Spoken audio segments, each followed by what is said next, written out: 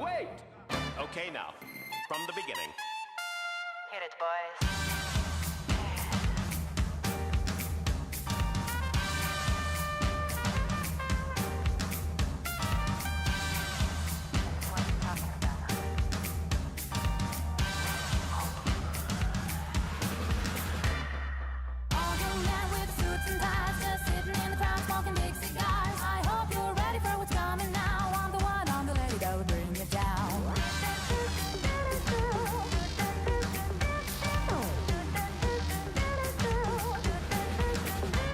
There's a joint on the corner where the big boys play, where the whiskey's running like the river, but they all never come for the booze and bass. I'm the one, I'm the lady that'll rock this place.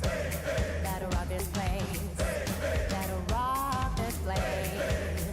Rock this place. Rock this place. Rock this place.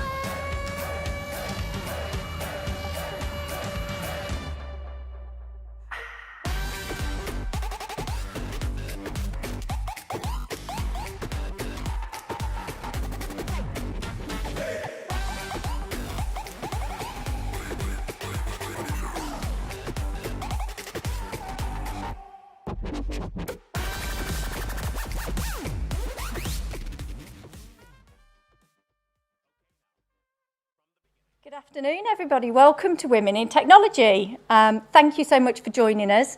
We've got a fantastic afternoon planned for you. Lots of speakers, amazing trailblazing speakers, some fantastic employers sharing insights with you as well. Thank you very much to the Institution of Engineering and Technology for hosting us today in the lovely Turin Lecture Theatre. Sadly, you can't be with us, but you are watching at home. So for everybody at home, we're looking at an empty lecture theatre here, but I'm glad you're all safe and sound from the comfort of your houses, or maybe you've hired a lecture room out and you're watching that way. Really enjoyed the show, everybody. So a little bit about me.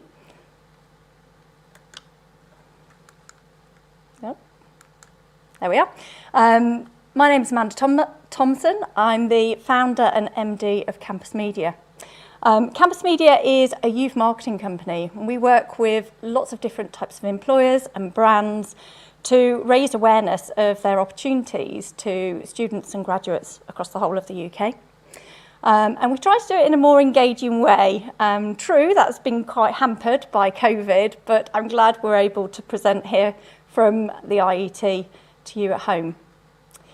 I'm very, very passionate about diversity and inclusivity in STEM and within recruitment as a whole. And it's something I've been an ambassador of and campaigning for around 20 years to change the stereotypes that are holding quite a lot of people back in terms of going for those roles, particularly in STEM and particularly women.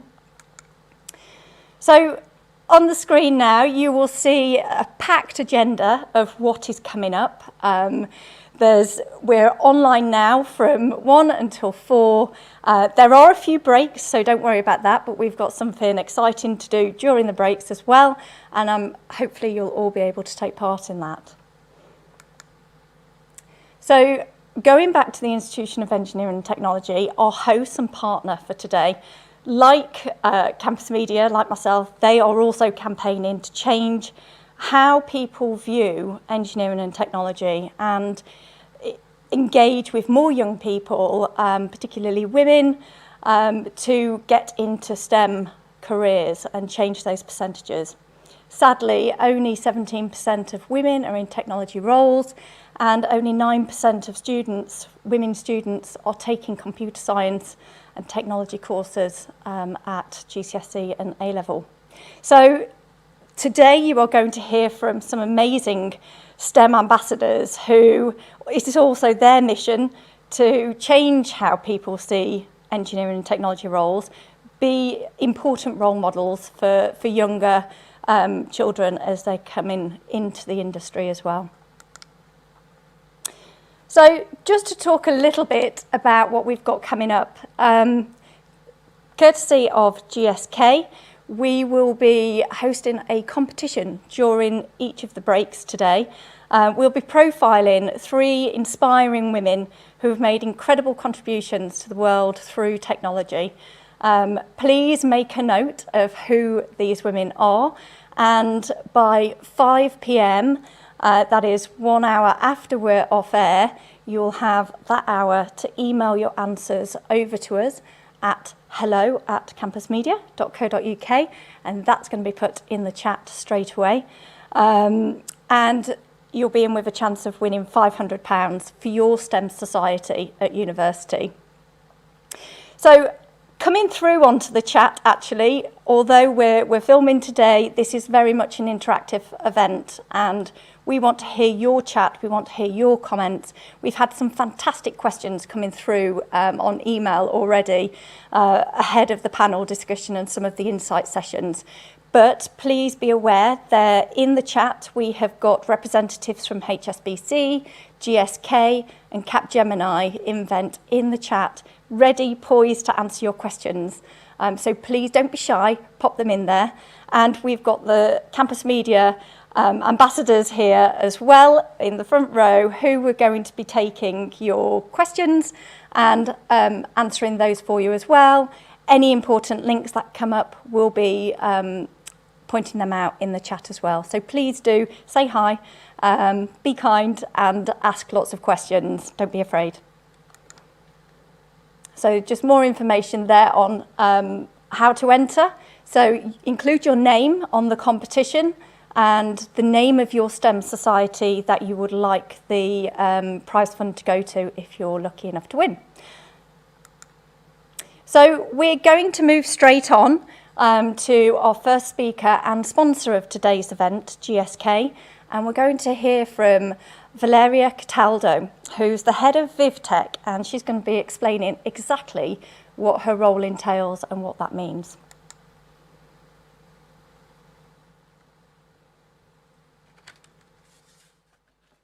Good afternoon, everyone, and thank you for inviting me today.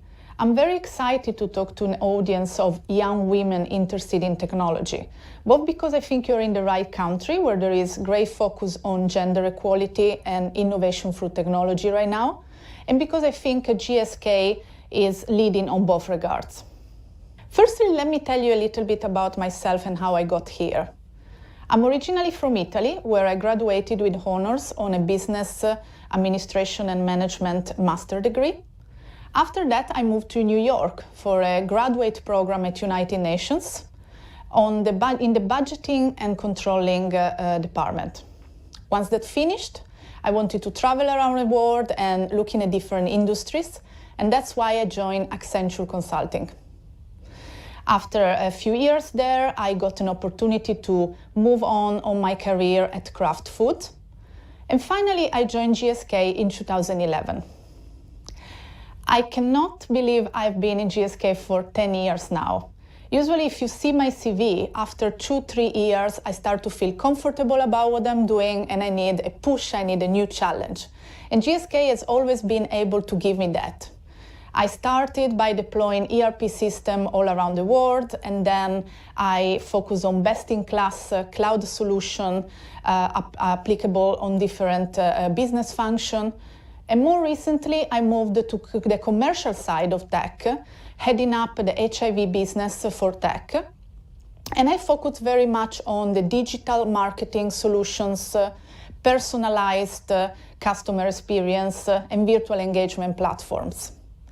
As you can imagine, COVID accelerated immensely the big part and the role that tech can play in the competitive advantage of a company, in driving performance and increasing top growth. And it's been exciting in the last few years to really be on the driving seat in tech to support the business in achieving that. One thing I want to share with you today is that along these incredible 10 years at GSK, I've also been blessed with 2 pregnancies. I have a 5-year-old daughter and a 3-year-old boy. And unexpectedly so maybe, these 2 pregnancies represented key milestones in my career progression. During my first pregnancy, when my baby was 3 months old, there was a redesign of the team and a new role was created, which I was a really good fit for. So I was invited to the interview process. I did that, and I remember I was very transparent during the interview, saying I was very interested in the role, but I was not able to come back to work until my baby was at least 6 months old, because I thought that was right for my baby. And I remember driving back and thinking, I did a really good interview, my experience is perfect fit for the role, but there are good candidates ready tomorrow to start. So I was a bit pessimistic about this possibility. And I was wrong. GSK has decided that I was the right candidate, and they decided to wait for me. And I think that was great, because I came back when I was ready and when my baby was ready to go to nursery. And I had great ideas and I made huge impact right away. On the second pregnancy, I did my maternity leave, and when I came back, I was feeling ready to move to something new. I remember asking a senior leader that I was very much looking up to be my mentor, and that happened. I was very supported on that, and that then led me to learn a different part of the tech organization and to move to the commercial side, which is my actual role. And I got promoted after 6 months of coming back from maternity. And the reason why I wanted to share this true experience with you is because I really want to tell you, please don't think you need to press hold button if you want to have babies. You can do both. You can continue your career progression and still have your maternity leave, breastfeed your baby, and do anything that is needed on that side as well. Something I want to share that I think is very special of GSK is the huge and real connection that we all employees have toward the patients and toward the purpose of GSK of really making every patient's life better. And we do that by looking at new treatment for new diseases and getting ahead of that, but also looking at new treatment for existing diseases which are already cured, but where we want to make a difference and an impact in the quality of life of our patients. For example, we find treatment with less side effects. Or another great example, which I have just experienced in the HIV business in the last year, we launched a new treatment, which is an injectable medication that the HIV patients only need to use once every other month. So only 6 times a year you need to do the injection, and then you can forget you have HIV, as opposed to many pills every day which remind you of HIV and which has the hurdle of having to remember to take the pills everywhere with you when you're going away, etc. So this is a great example of how we really think about the patient's quality of life. Other 2 things which I'm really proud of at GSK are the talent development and the inclusion and diversity.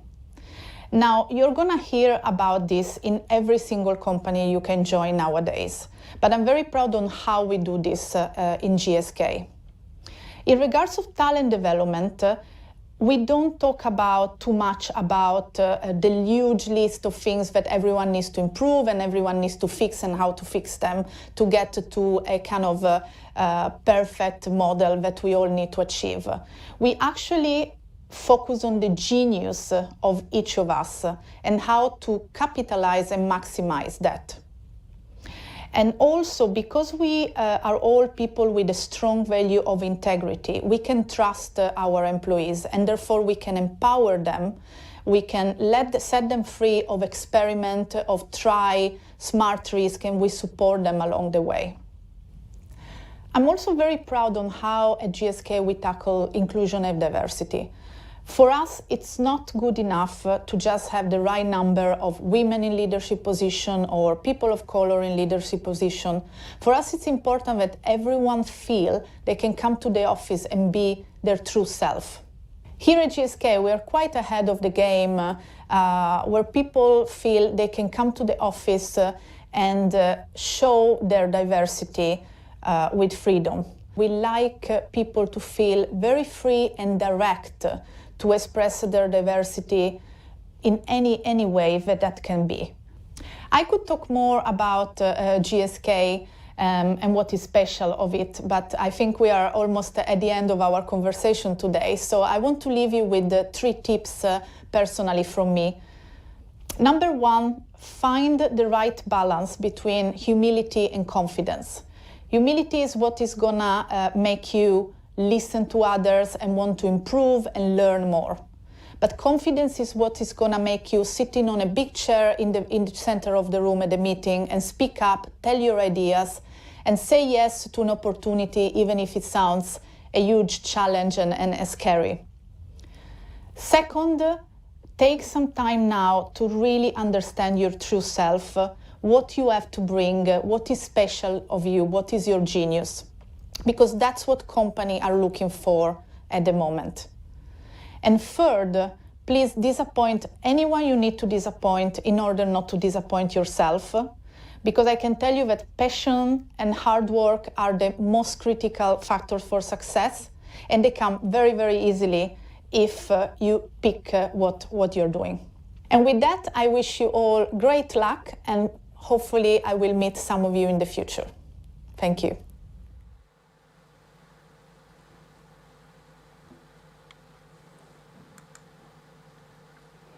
That was great words from Valeria. Thank you so much for that. Valeria is actually at a conference today, so I'm really glad that she was able to give us that advice. Find your true genius, it's so important, and be yourself.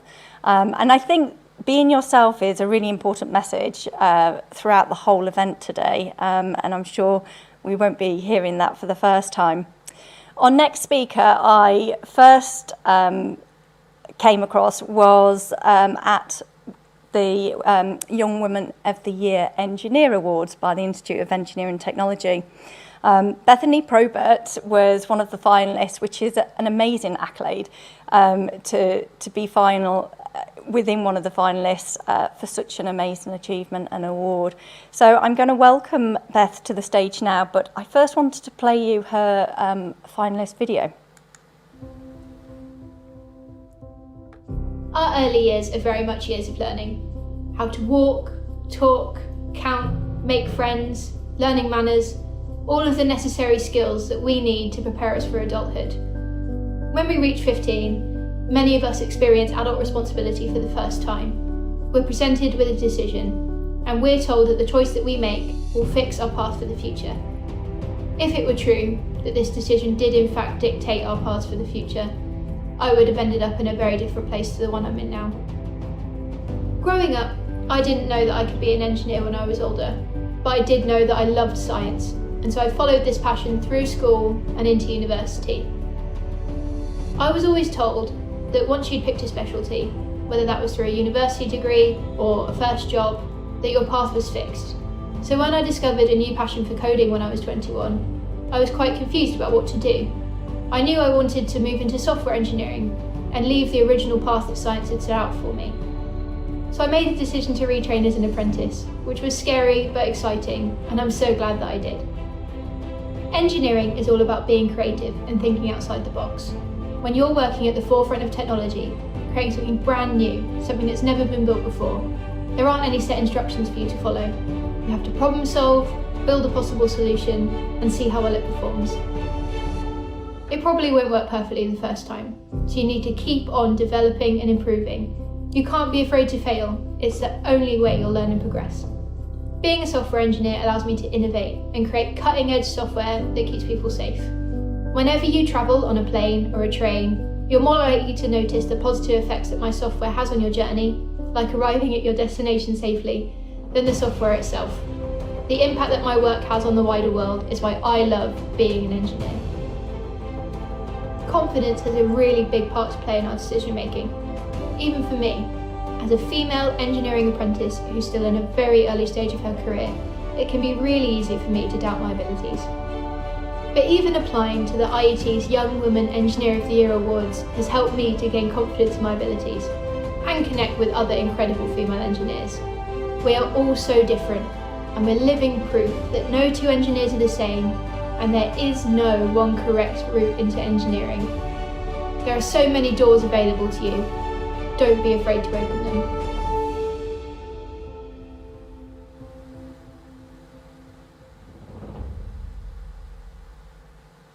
Wow, goodness me, it's been nearly a year since I've last seen that video, and I think whilst I'm here I should say a huge thank you to the IET TV team who did an amazing job at editing that, as most of that was filmed by myself and my wonderful fiancé and didn't look that good before it was edited.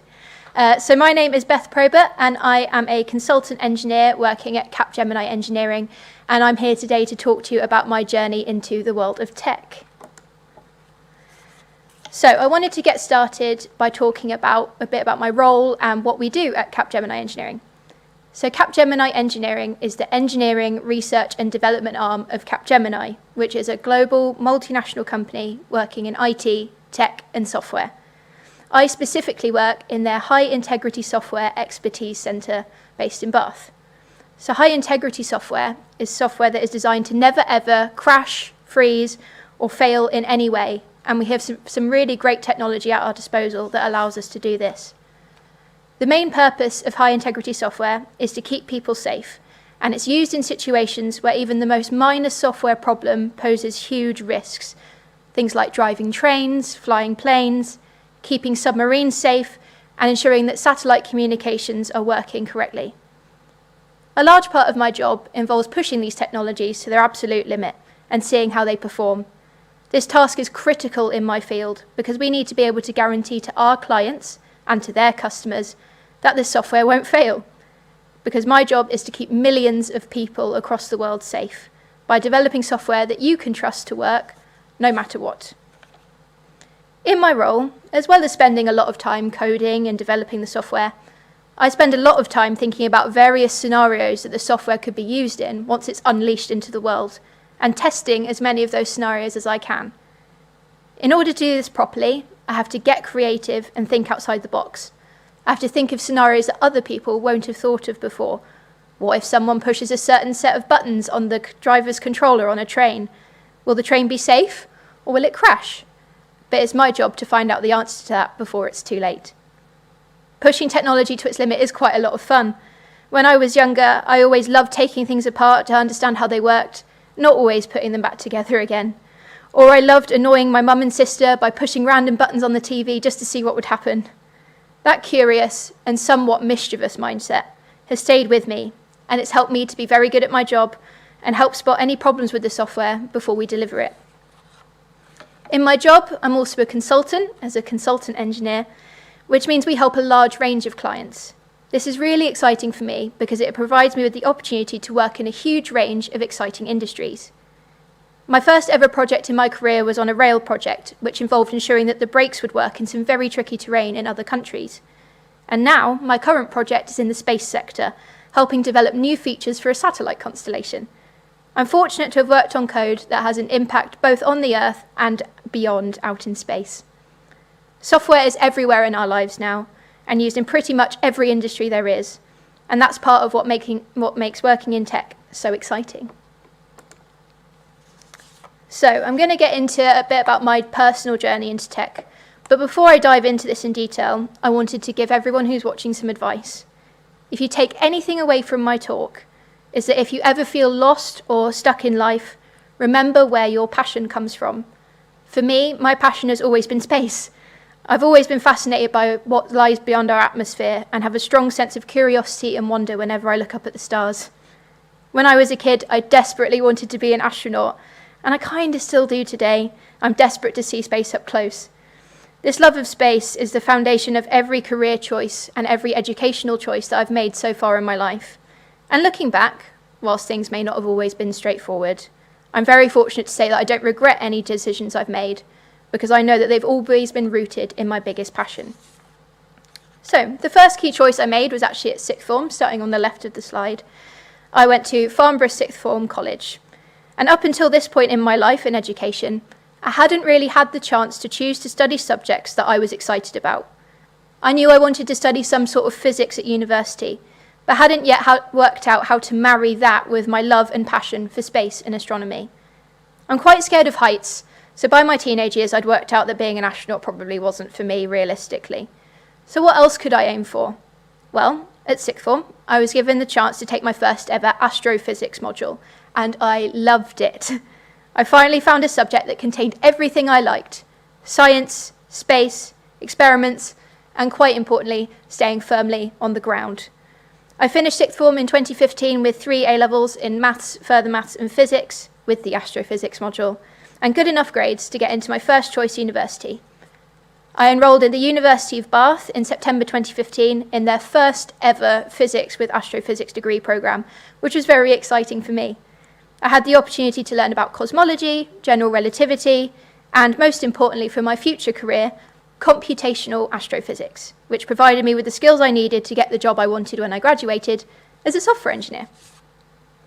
I joined Capgemini Engineering, or as it was Altran back then, in September 2019 on their graduate apprenticeship programme, where I studied for 18 months towards a development qualification with the British Computing Society alongside my full-time job. As well as getting to do all the exciting stuff I described in the previous slide, I also got to learn more formal elements of computer science and software engineering to ground my understanding. I completed this apprenticeship in June of 2021 with a grade of distinction, and stayed at Capgemini Engineering, moving from being a junior software engineer to the consultant engineer that I am today. Now, this slide may make my journey into tech look quite straightforward, but in truth, it was actually a bit more complicated than this. This is a more accurate description of what my journey into tech looked like, and I want to use this to highlight that there is no right way to get into the tech industry. Everyone I know working in the tech industry has taken a very different path to get here. Some have done apprenticeships, completed computer science degrees, taken part in coding boot camps, and various other routes, and they're all brilliant at what they do. I also wanted to use this to highlight that experiences which may seem completely irrelevant to a tech career can actually be very relevant. So to start, I talked about my sixth form experience briefly, but what I didn't say was that the week before I started sixth form, I decided to swap one of the A-levels I was taking. Rather than study chemistry, which may have had more practical uses for my future in a science degree, I decided to study philosophy, which wasn't really relevant to my degree aspirations at all, but I thought it would be interesting. But what did studying philosophy teach me, what it did teach me, was how to be curious, and that it's okay to ask questions. In my job, I'm always questioning everything. How does this code work? Is the software working correctly? Is there a better way to do this? And I think I got a lot of those skills and tenacity from my somewhat random decision to study philosophy. And these are skills that I use every day. Then, even at university, I had another change of heart. My original plan was to study for a master's degree in astrophysics, followed by a PhD. But 3 months into my studies, I decided to drop onto a shorter bachelor's degree, which would take 4 years instead of 5. I really loved my subject, but I knew quite early on I didn't want to go into research. For me, I was keen to go out into the world after graduation and make a tangible, positive difference. I had a lot that I wanted to give back to the world. I'd been very fortunate to receive a scholarship from Lloyd's Banking Group, which was the reason I could even go to university in the first place. I come from a low-income background, and so I had a lot of support, both emotionally and financially, that enabled me to get to the point of even being at university. So I wanted to use my education to make a difference and give back to the people that had supported me and to other people like me who would need that support. I just wasn't sure how to do this. But that mindset has stayed with me today and is part of the reason I do what I do. My job keeps people safe and has a positive impact on millions of people all over the world. I'm glad I changed my mind and switched to a bachelor's degree, even though at the time it was a really scary decision. I didn't know that it would all work out in the end. So why software engineering? Why not another career, or one directly related to the space sector? Well, this is because of another experience I had at university. As I said before, I took computational astrophysics, which equipped me with some of the skills I needed to become a software engineer. What I didn't say before was that taking that computational astrophysics module was the first time I'd ever done any sort of formal or long-term coding in my entire life. I was 21 and very new to programming, and this was the first time I could ever see the potential that programming had to make a difference in the world. By learning to code, I was able to do incredible things, simulating the surfaces of stars and the orbits of comets, and all it took was some hard work and some support from code-savvy friends. So I haven't always wanted to work in software. I only learned about it 3 years ago. I know for sure now that my future isn't set in stone, as I've experienced changes in my path a number of times up to now. I've had plenty of experiences that I couldn't predict would change my future, and I'm really excited what happens next. So I wanted to talk a bit more about other things that happen when you work in tech. Working in tech is so much more varied than just coding. And even the jobs that do involve programming, like mine, are filled with a variety of other tasks, which is what makes my job so fun. And I've included just a selection of other things I've been involved with on the slide, such as being able to represent my company at local events, such as the Bath Digital Festival, gaining accreditation with the IET and Engineering Council, as I earned my EngTech qualification in September of this year, and speaking at numerous events in addition to this one, including role model events with schools in the UK and East Africa, and even having the chance to speak to Chancellor Rishi Sunak earlier this year about getting more women into engineering and tech. I've also been fortunate to join the WISE Young Professionals Board, and I'm currently the Vice Chair. And this role allows me to run national projects that aim to get more women into STEM-based careers and to network with people across the UK who are all passionate about gender equality. I was also privileged to be a finalist in the IET's Young Women of the Engineer Year Awards 2020 and have met some truly incredible people as part of that journey. All of this means that as well as technical skills, soft skills are very important for getting into a tech career. It's a common misconception that the most important thing to know in order to get into tech is coding. Skills such as teamwork, leadership, communication, and proactive learning all play a part in every tech career. And having these skills will open so many more doors for you compared to knowing only how to code.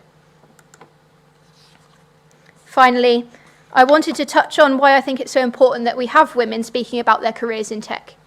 Just take a look at the statistic.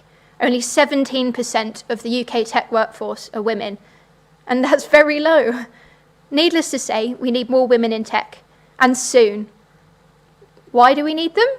To provide the tech industry with more perspective. Having a more diverse workforce leads to having many more ways of thinking, new ways of solving problems, and new ideas of things that we could be making. Many tech organisations are just starting to realise that, due to a lack of diversity in their workforce, they are lacking skills that are vital for innovation, skills like creativity, empathetic leadership, the ability to teach and mentor, skills that women typically have in abundance. By getting more women into tech, we will be able to solve some of the world's most pressing and complex problems in ways that we would have never thought possible. That prospect alone is very exciting for me, and part of the reason why I come and give talks like this. The future in the tech industry is bright, and hopefully much more diverse than it is now. It's an exciting place to be, and it's a place where everyone is welcome. And as we say at Capgemini Engineering, you should get the future that you want. Is there time for any questions? We do have some questions in. That was amazing. Thank you. Indeed, it was amazing, and get the future you want is brilliant. And we have a question about your goals for the future coming. So I'd love to hear a lot from you. Fantastic question. Well, at the moment, based on how my career has been, I'm trying not to plan too far ahead because I'm fully aware that my plans can change at the drop of a hat. But generally long term, I'm looking towards chartership in engineering with the IET. So now I have my EngTech, that's the first step on that ladder. I'd like to get that in a few years' time. I'm also looking at developing my career, specialising in test engineering. So this week, in fact, I'm on a course with the ISTQB to get a qualification in test engineering and software testing. And I'm hoping to focus in on my career and specialise more.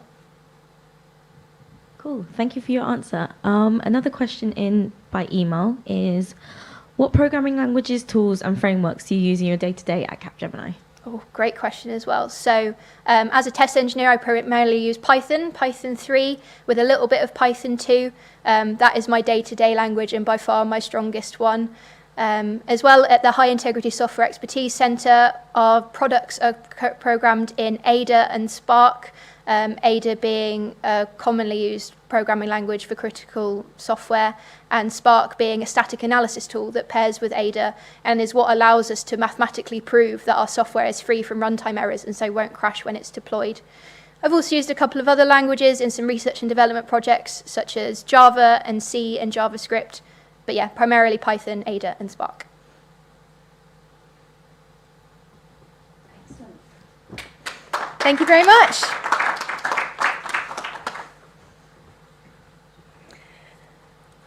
Thank you, Beth. That was amazing. I can't believe you've achieved so much in such a short amount of time as well. And there is still time for you to be an astronaut as well. Dream high. So I'd like to welcome our next employer insight session to the stage, our first employer insight session actually to the stage, GSK. And whilst they're making their way down to the stage, I just also want to point out that there are a lot of hidden careers within technology. And actually, as Beth was talking, she talked a lot about engineering, and it is part of the bigger tech solution as well. So there's health tech, which is what we're going to be covering in this session as well. But technology drives the whole world that we're living in, as well as into space as well. It is absolutely huge. And there's so many different areas of tech as well. So I'm introduced now, joined now by Matthew, Mara and Shia. Thank you, Amanda.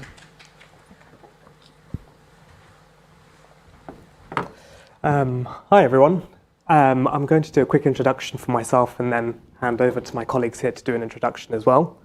My name is Matthew Eapen. I am the Tech Early Talent Advisor for GSK.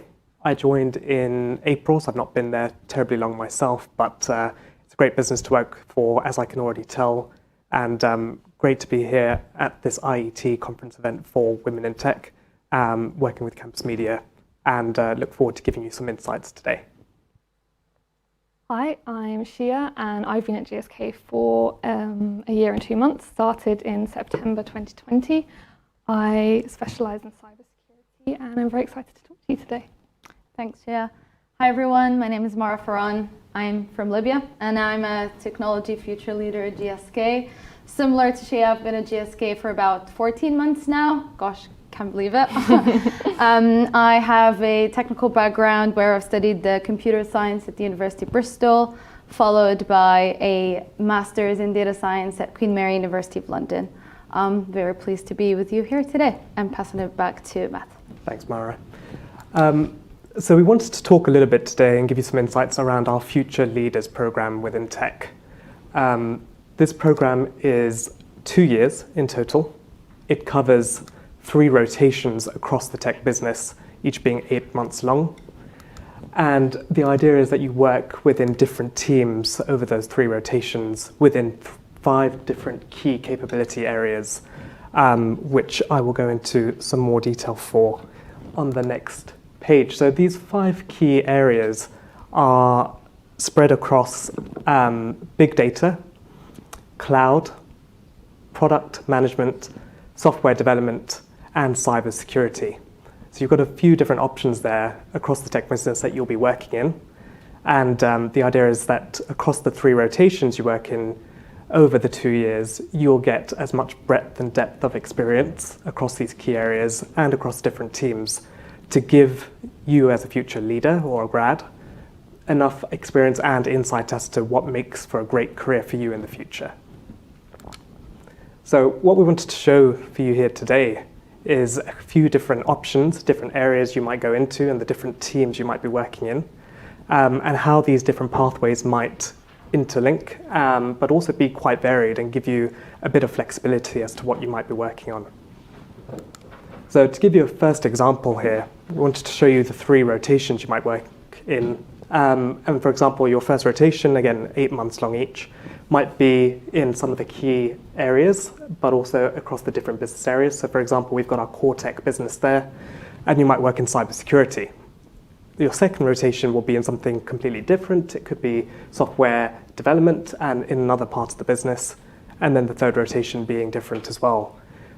At the end of that rotation, though, the idea is that you have a landing role that you would like to get into, and that could be something that you have either experienced in one of the teams, but it might be in a different part of the capabilities, one of the other key capabilities. So that's one option.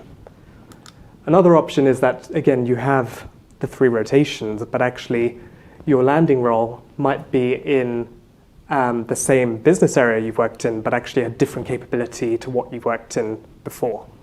So it gives you another option to think about there. The third option and different possibility that can come out of your FLP program is that you do your rotations, but actually the landing role is a completely different area and a completely different team that you've experienced. So you get actually a fresh new experience. And this gives you an option to think about what options are there, but also explore a little bit yourself and drive your career. And we very much encourage our Future Leader program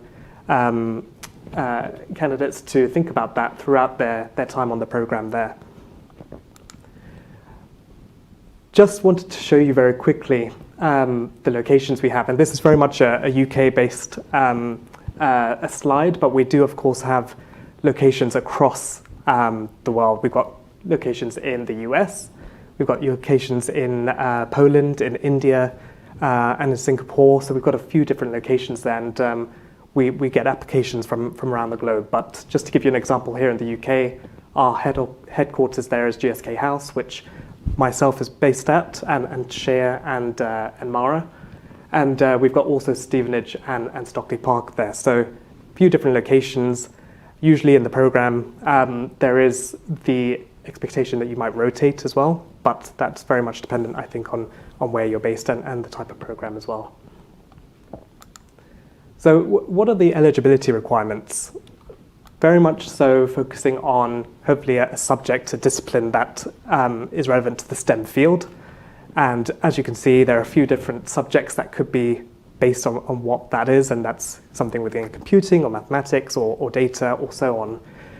But that's just one type of eligibility requirement. It's not going to be the be-all and end-all of what we expect in an application and what we hope to see from our candidates applying.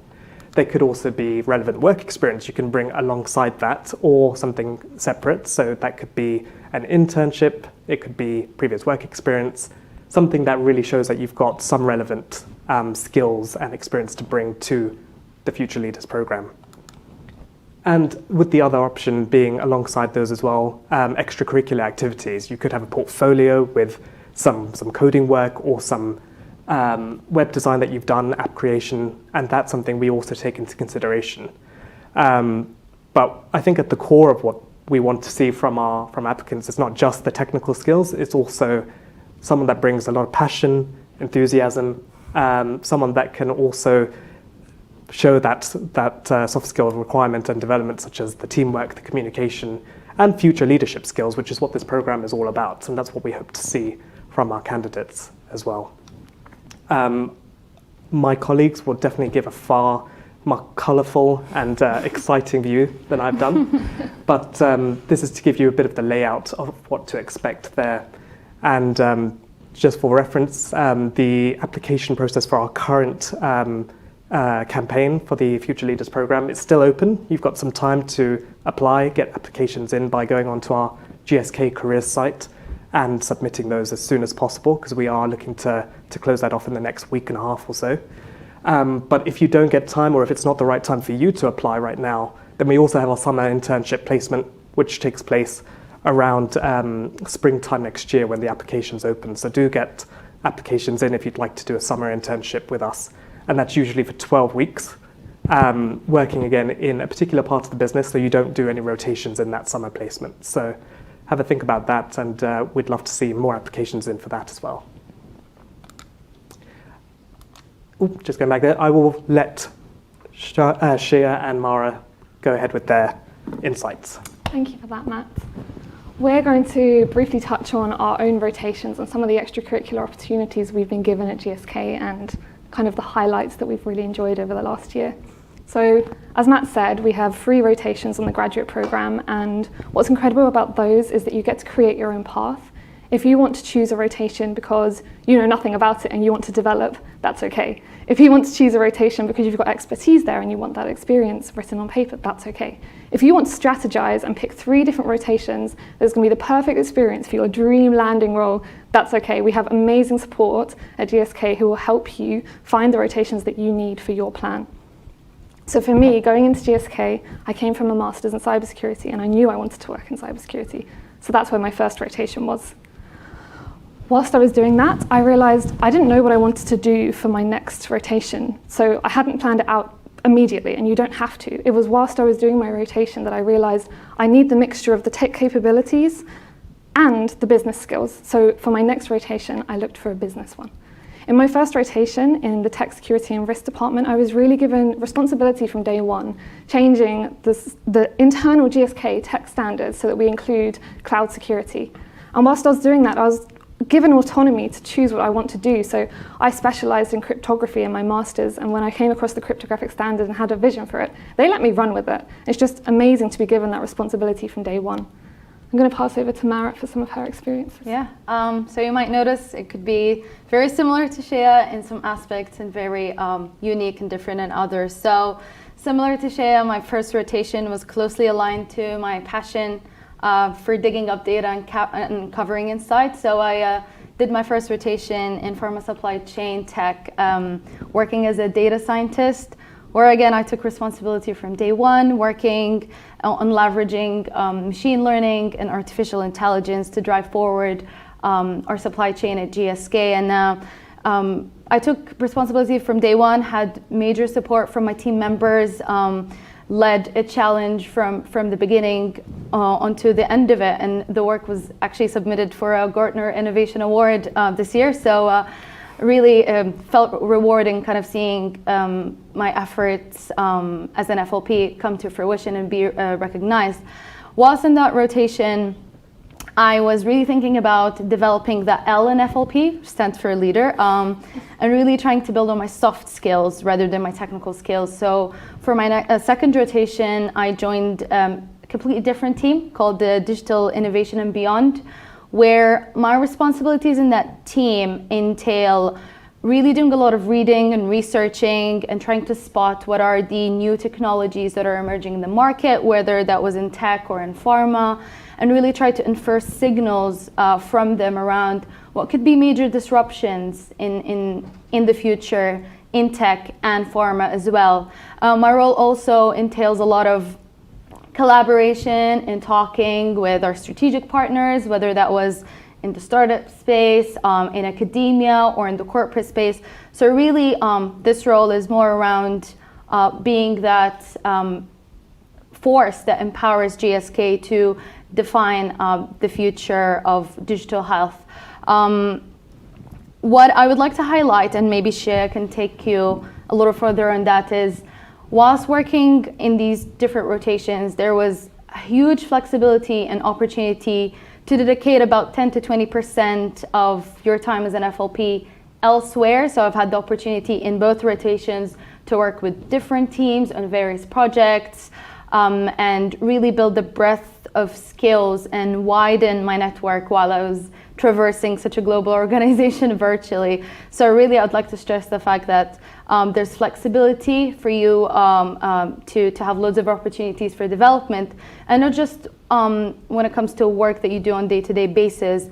I've also had the opportunity to really practice my passion for diversity and inclusion, and have had the opportunity to act as a diverse employee mentoring one of our key business leaders at GSK about the key challenges of a diverse employee at the workplace. Other opportunities where you can get involved as an FLP, which I took benefit of, is shadowing a business leader and really seeing what their day-to-day responsibilities look like, be in meetings where they're making crucial decisions, so really getting a feel of where you'd be in 5 to 10 years' time if you're aspiring to be a technology future leader. So I've talked a little bit about the opportunities. I'll pass to Shea to take you further on that. Yeah, I'd really like to emphasize that she's already had so many extracurricular opportunities, and I've also had them, but they've been completely different, and it just shows the vast number of things you can get involved in at GSK. Similar to the inclusion and diversity, I'm really passionate about health and well-being, and when I joined GSK and found that they already have a health and well-being champion scheme, I joined immediately. And when you do this role, you take the support to your team, you take the resources to your team, you signpost, you let them know that there's a space at GSK where even if it feels hard to speak up about your health and well-being, you can go there and you can do that, and you can do that in confidentiality. The other thing, I also wanted to develop my L in FLP, and I joined Telnet, which is the global graduate network. I joined as a site lead, and that meant I had amazing opportunities to work as a team and create loads of events for graduates. So we'd bring in leaders to do the shadowing program that Mara did, or we'd bring in leaders to give talks for graduates. We run charity events. We did the first ever virtual volunteering event at GSK, and this was just through putting your hand up and saying, I'd like to do this, and GSK allows that for you, and I just think that's fantastic. Yeah. Would you like to summarize with some highlights from your year at GSK so far?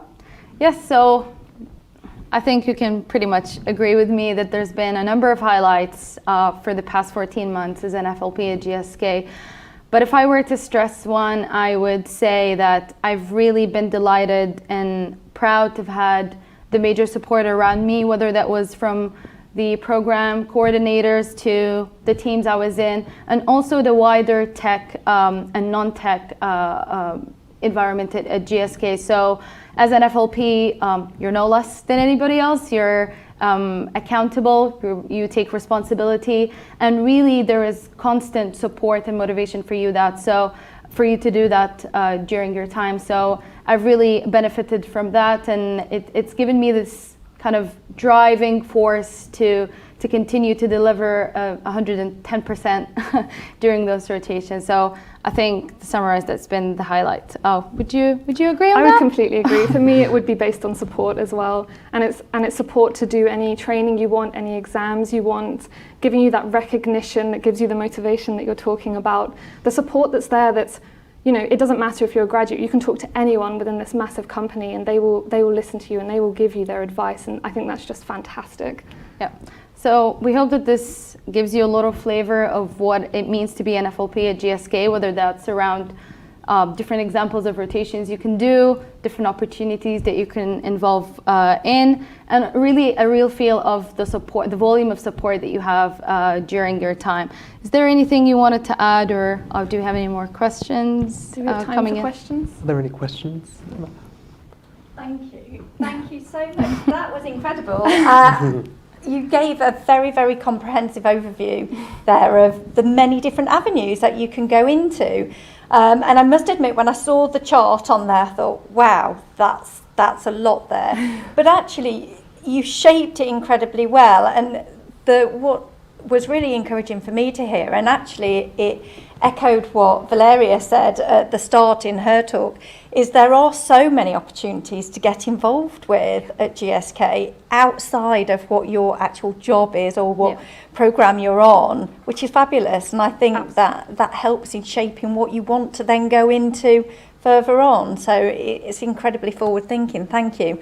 We have had a load of questions since you've been talking, but your GSK colleagues have been right on them in answering. So thank you so much for that.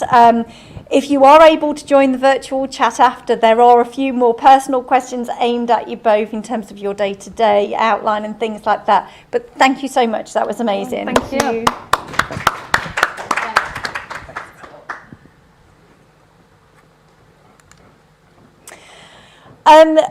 So thank you. That takes us on nicely now to our professional development session. And those of you that have attended our events in the past will be familiar with Laura Fox, who is the LinkedIn expert.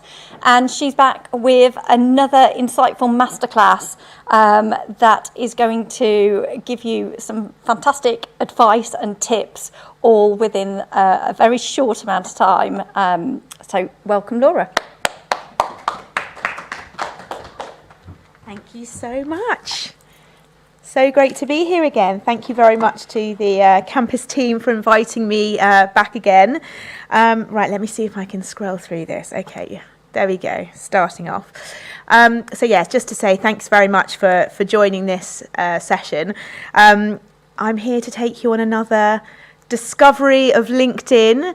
You may have seen that there are some pre-recorded sessions from other events that Campus Media have done online, but when I was thinking about what we would cover in today's session, I am, as you may have seen if you've seen me speak before, so passionate about communicating the value of LinkedIn, which I still think, despite its $10 billion revenue and 800 million members, is still often underrated. I don't think people necessarily realise how much you can get out of the platform. So that's what I want to share with you today. And when I was thinking about what specifically, a question frequent questions that I often get beyond how to have a great profile, which you can find sessions pre-recorded online that I've done about before. People always ask me, how do I connect with people? How do I build trusted relationships? How many connections should I have?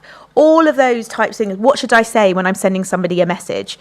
So those are the things that I wanted to cover today. Please do drop any questions in the chat. I will go online afterwards and try and address some of those. So there's two main points that we're going to cover. Building trusted relationships, very important. And especially what I want to do is just shift your thinking a little bit of LinkedIn as a social media platform, where often it gets bunched together with the Facebooks and the Instagrams and all of those. Whereas it might be one of those, really do think about it for the purpose of this session as a professional networking channel. It is a professional networking platform, and then I think if you think about it in those terms, it does slightly shift the way that you might connect with somebody and stay in touch. So let's get started. One of the things that I often think about when I come and do these sorts of sessions, and I'm perhaps talking to people who aren't using LinkedIn every single day like I am, is think about LinkedIn as a work conference. So imagine, I know we're at a hybrid event today, but imagine that you're at the Excel Centre in London, you're at the IET here, and you're going to a work exhibition or an event where there's lots of people all talking about what you're interested in. That's what LinkedIn is. It's a 24/7 conference that's happening online all day, every day about the subjects that you're interested in. So if you think about it in those terms, think about how you would conduct yourself when attending a real life event, and then do exactly the same thing as you do online. So imagine, we're all different. We're all different people. We're all different animals. Some of us like to lurk in the background, stand on the side. Maybe we go to a breakout session and we just sit and listen. That's cool. That's okay. Other people, perhaps more like me, got their hands up, asking questions. You're going up and you're asking people. You're shaking their hand. You're introducing yourself. Exactly the same thing online. Exactly the same thing on LinkedIn. So you would introduce yourself if you were going to meet somebody. You would do it in your voice, in your way, that's authentic to you. You'd go up, probably shake the hand or maybe an elbow these days, and you'd say who you are, where you're from, why are you saying hello to them, maybe what your kind of mutual areas of interest are. This is exactly the same as you would do on LinkedIn. So what I'd say is, as a high level view, don't be afraid to approach people on LinkedIn if you don't know them. That's for starters. But be mindful that slow and steady wins the race. The story of the tortoise and the hare. It's not about trying. Building relationships takes time, and to create meaningful relationships takes dialogue. It takes engagement. So don't be that person that connects with someone and goes right in there and makes an ask and starts asking questions. What I want to do in this session is show you some other ways that you can approach people. It's not about getting an instant return on LinkedIn. Sometimes it happens. I did a session for a group of people who are unemployed through a charity that I'm involved with, and I did the session in the morning.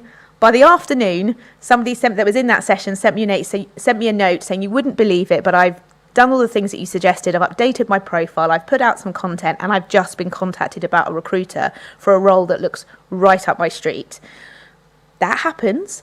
But when you're actually thinking about building productive relationships, it's about building for the long term. So if you've been to a live event like this, great, and you've met somebody, send them a connection request, add a note. I'm going to talk about that in a minute. But it's not just about you thinking about what's the mutual value of us being connected now. It's about thinking like, could this person be helpful to me, and could I be helpful to them in the kind of medium to long term? So there is a lot of people talk to me about the difference between connecting and following. Those are two big differences that LinkedIn has on the platform today, which they never used to have a while ago. So if people have as a primary action on their profile to follow, then respect that. I have it on my profile because I'm in a content creation kind of mode. I'm using LinkedIn as a primary business tool. I want people to recognize me for my expertise. So I've chosen to have follow as my primary action. And if that's what they've got, then great. If it's actually somebody that you've met and you know them, you've met them at an event, you know them from work, from an internship or a placement that you've done, it's actually absolutely fine to press that connect button, add a note, and send it to them. So who should you connect with? Well, you should absolutely be connected to everybody that you know in the real world, whether they be teachers, fellow students, colleagues from your role, family potentially, absolutely. If there's members of your family who have interesting careers and interesting jobs, then you should be connected to them. Might be people from within your community. It could be people from your place of worship. I'm connected to mums and dads from my kids' schools who've got interesting careers, because you never know where there might be an opportunity that you can help them and they can help you. So what I would say is, before you jump in and make that connection request, then engage with somebody's content first. What we're trying to do is make a little dent in their awareness of who you are and what you're all about before you go in there necessarily and make that connection request, if you don't know them that well. If it's somebody you know or you've met them here today, then absolutely jump in and send them that message.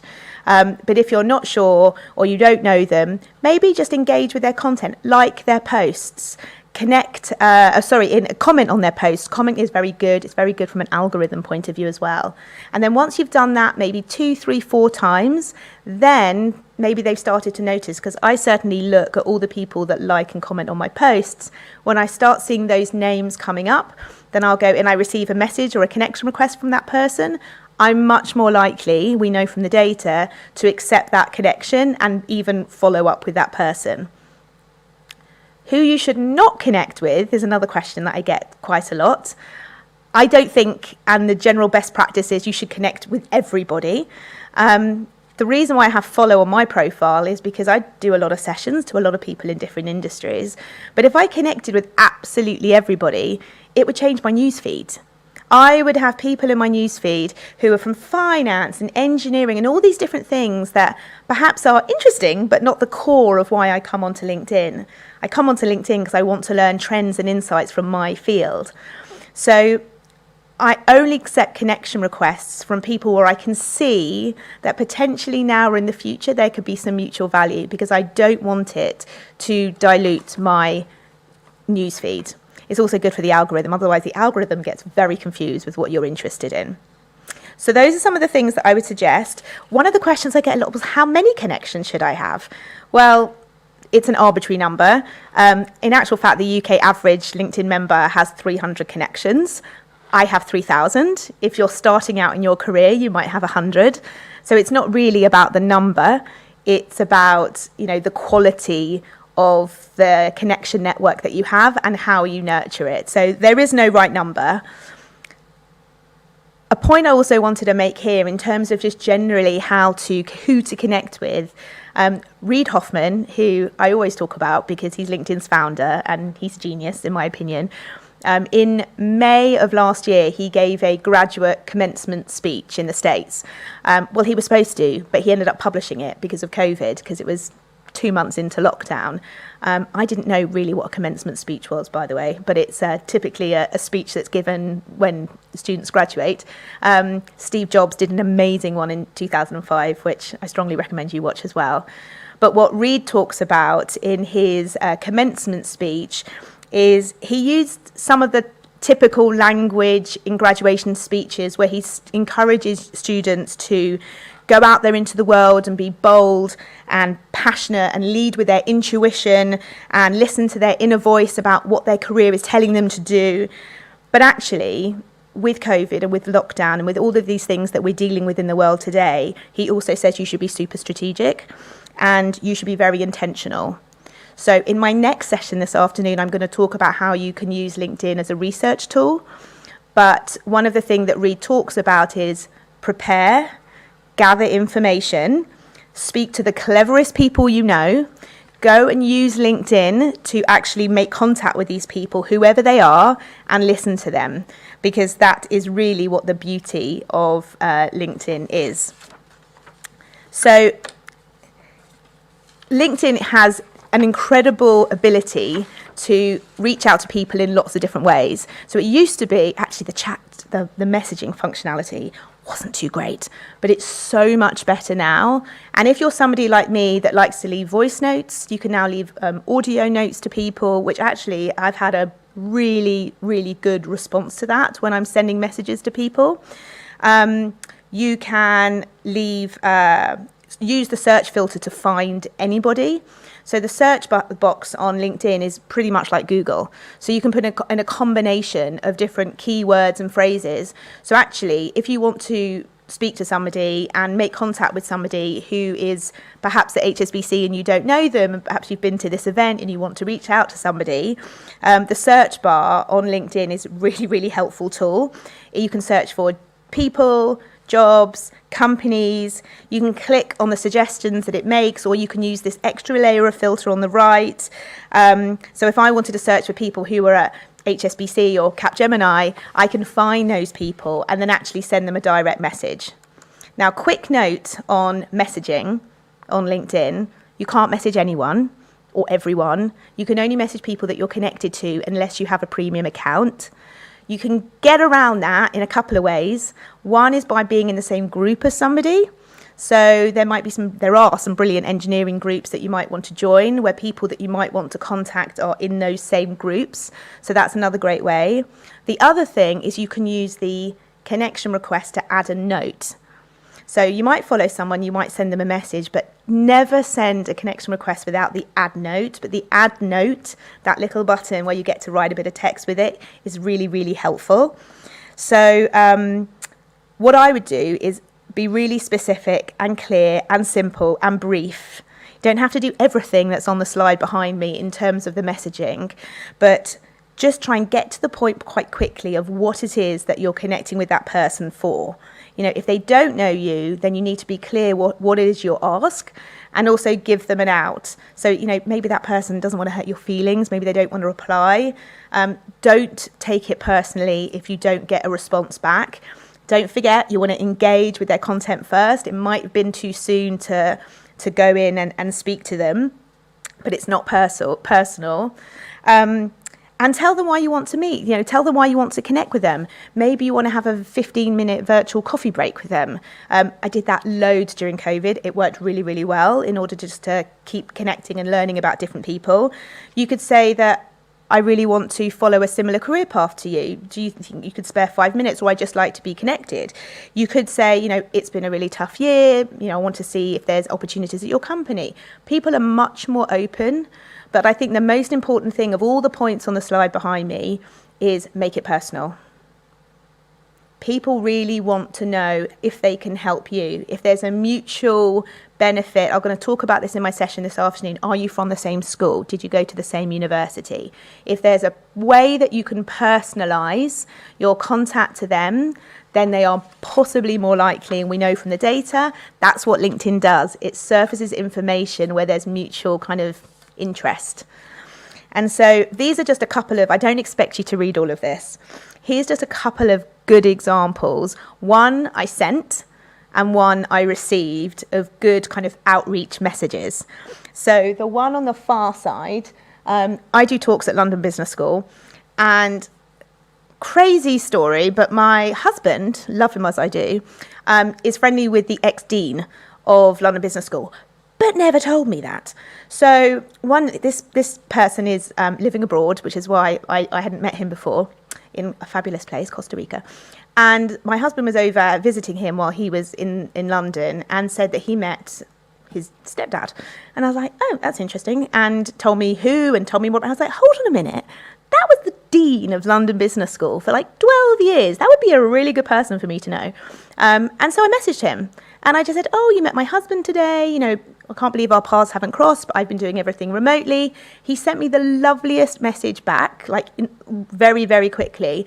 And instantly we've got that rapport. And should I ever need him, I know now that what I've done is I've broken the ice. So I can go to him and I can, if I needed to ask him anything again, if I wanted his help with something, I know that I'd be able to do that because I used that personal connection. It was random and I was able to make that contact. The other one I received, so I did a talk. It was that charity that I mentioned earlier where I do these talks with people who are unemployed and looking for work. And somebody that was in one of the sessions messaged me and said, "Hi, how are you? I was in a session that you did this morning and I'm going for a role. We have a mutual contact who works for that company. Would you mind spending a little bit of time with me, helping me prepare for my interview?" Of course I was going to help him. I mean, he was personal. He related to somebody that we both knew. Of course I was going to help him. He was brief. He was friendly. So, a really good way of just making contact with somebody. So I just wanted to give you these two examples. We're almost at time, but just before I go, I mentioned the different formats. A lot of people don't realise these are here, so I just wanted to show you these because now people are messaging. There's lots of things that you can do on LinkedIn message that you couldn't do before. So the audio notes are brilliant. You can also record video on LinkedIn message now, which you never could do before. So I would use these type of things once you've actually made contact with somebody. Keep in fairly regular contact. We don't want to be overloading people with lots of information, but if you read an interesting article, if you want to, don't let the opportunity to keep those ties going go cold. So use some of these different formats to get your voice heard, or send a message, and then maybe if you read something interesting, share it, that type of thing. It's also really good for the algorithm because it means that when you share content, if you are now connected, it will appear on their newsfeed. So it's just a little tip. So I'm at time now. I'm going to hand back to Amanda, and I will see you a little bit later on for my next session this afternoon. Thank you, Laura. I want to echo the don't take it personally as well, because I blame COVID for a lot of things. But when you're reaching out to people on LinkedIn, don't expect them to respond straight away like they would on WhatsApp, for example. So if you don't hear back for a while, don't take it personally. People don't actually live in LinkedIn all the time. So we're going to have a quick break now. Laura will be back for a next skill session later on this afternoon, but she will be in the chat as well, answering any questions if you've got any questions for her for tips. When we head off into the break, here's what's coming up. We have got our insight session with HSBC coming up straight after the break, and another session from Laura. But whilst we're in the break, I just want to also remind you about the competition that we're running, courtesy of GSK.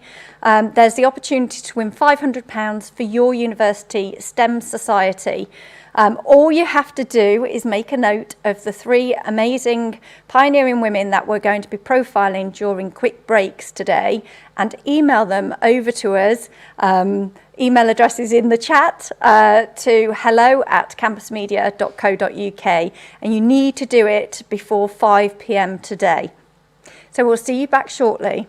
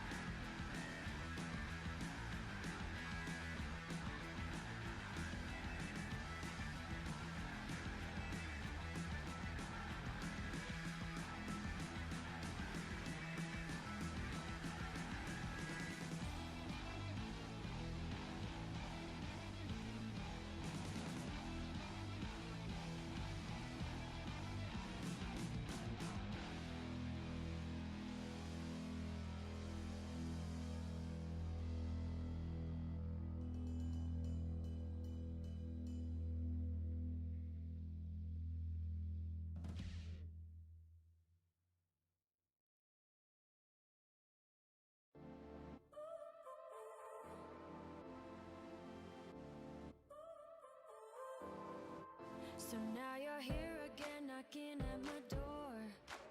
A little too late for, I'm sorry for.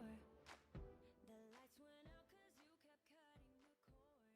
And I started to fade into your grave. See, I finally opened up my eyes, and I saw me coming back to life. That I'd be better without you inside. It's time to be someone I wanna recognize. The future starts right now. I made a reservation, but you never came, so I'm checking out. The fire you stole away. I know one day we'll come back around. The future is now.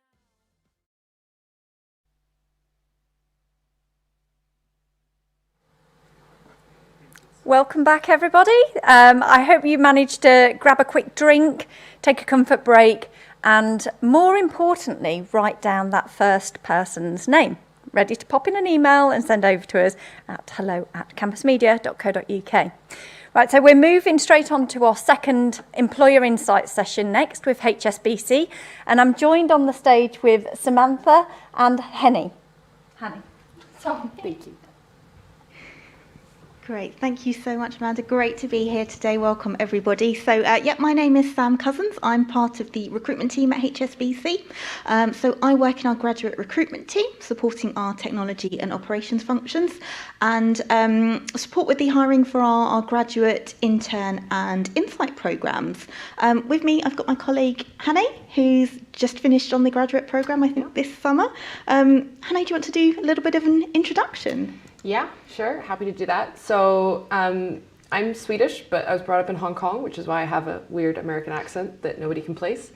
I did my bachelor's in Edinburgh, computer science, and then I did a master's down at Imperial, machine learning. And then I started at HSBC. It was kind of accidental almost, because I went to a Women in STEM event in the Science Museum, which was right next door to Imperial, so I just kind of popped by. And HSBC were there, and they were the only booth at that event that had all women at it, and they were actually women in tech. They weren't just like someone in HR or someone from a different department. They actually had women in tech at the booth, which sounds really simple, but it's very, very rare at career events. And so that's what kind of sucked me in. And then I started learning a bit more about the program and what it had to offer. And I just decided to apply, give it a try. And it didn't take that many months to kind of hear back and do the different steps. So that's kind of how I ended up doing that role. During the program, I worked as a data scientist within commercial banking. So I did a lot of kind of both data science and data engineering type roles within that. And then since rolling off the program, I've recently started in the wealth and personal banking part of the bank, where I'm still a data scientist, but I'm now leading the development of voice analytics for that part of the bank, which is really exciting. Great. And obviously you've mentioned, you hadn't really thought about HSBC before you joined. I think for a lot of people studying technology or a STEM subject or thinking about going into tech, you think of the big tech companies, you don't think of a bank. So, how did your expectations differ once you joined the program? Yeah, no, definitely, because when you're at university, you consider the big five, and that's all you really think about. So I think because I had such a positive experience at that career event, it kind of encouraged me to look more into what the financial services companies had to offer, and specifically HSBC. And I think what's been really interesting to me is that I still know very little about a bank and how it works, but I'm able to work with data on a scale that I never thought imaginable, which isn't, I think, something you think about when you think about a bank. But considering we exist in more than 60 countries and we've been around for over 100 years or something, the amount of just pure data that we have is kind of a dream come true for a data scientist, because there's so much untapped data there that we have but haven't used. And so I think that was something I didn't think of until I was there, and then now I've realized that going somewhere else isn't just because it has cooler tech or is more known for tech doesn't mean that there's not loads going on behind the scenes just because you can't see it. Yeah, absolutely, absolutely. I think a lot of people have, an image of finance that it's, cutthroat and long hours, and actually once you join, it's not like that. No, not at all. I was really surprised by that, actually. Yeah. Do you have a typical day on the graduate program? Has it really differed? Is every day completely different?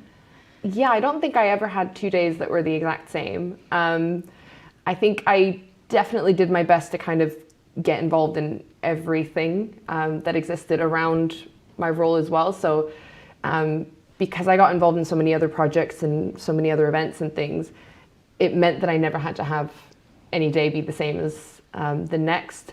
But also, even before the pandemic, the thing that surprised me the most, I think, was how flexible the actual work-life balance was. No one ever, my boss didn't even care or notice what hours I was in the office, which office I went to, whether I was working from home. And that really surprised me, but it gives you that boost of confidence because you're given that responsibility, and it's really exciting to see what you can do with it when you know that you can fully plan your day. Yeah, absolutely. And I think there's still a lot of flexibility, isn't there, even with people going back into the office. Some like being there every day, and some people want to spend some time at home. So a real mix in terms of what people are doing. Definitely. So if now we look a little bit at our application process. Obviously, you've gone through this yourself in the last couple of years, so hopefully you can give some insights and tips on this. This is our main application process for the majority of our programs. In terms of what we have available at the moment, within technology, we offer a graduate program, a summer internship, both of which are live on the website now and follow this recruitment process. We'll also be launching a spring insight program, which should be on the website soon. So in terms of the application process, it's quite hopefully simple and straightforward, application form, which is really just looking at whether you've met the eligibility requirements for the role. And actually for the technology program, a lot of people think, I need to have a computer science degree, I need to know lots about coding, but actually that's not the case. We accept, applications from all backgrounds. I think you've got a real mixture of people on your cohort, haven't you, who are kind of from a tech and a non-tech background. Definitely. Yeah. After that initial application form, you've then got the online immersive assessment and the job simulation, which are similar to psychometric testing. So you've got kind of the situational judgment tests, but it's really kind of focused on the bank, what you might be doing in the role, and how you would respond in that situation. So how did you find that part of the process? Do you have any tips for people going through that at the moment? Yeah, it's a while ago now. I remember being a bit nervous about it because whenever you get an email saying that you have anything to do for a job, you always get like, I need to be on my A game and I need to do this well. But it was actually, it was very, easy is the wrong word, but it wasn't stressful, I think is how I would put it, because it wasn't like a test that you do at uni where you had to memorize certain things or know certain things. It was more them kind of figuring out who you were like as a person, what your values were, if you were able to do basic reading comprehension, and it was more in that area of things. So I'd say don't stress about it. Yeah, and there's lots of tips always online, isn't there? Videos from our current graduates that you can watch to get a real feel about what you might actually be doing if you were to go into the role. For the technology program as well, there is a short coding test that we do after that stage of the process. I think a lot of people feel a little bit daunted about this. If you haven't done a lot of coding as part of your degree, it's aimed at people of all levels, isn't it? It's hopefully not as daunting as people think it might be. How did you find that? Yeah, so it's definitely not as difficult as I know that. Because I know that some coding tests out there are known for being impossible. This isn't like that at all. I think this coding test is more making sure that you have a basic understanding of the language that you're choosing to complete the test in, because you do get the option.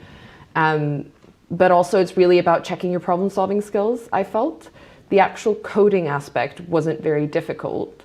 It was more reading the instructions, figuring out how you were going to solve the problem you were given, and then if you had basic coding skills, then you can kind of put your solution together. But it was much more problem-solving focused, I found. Yeah.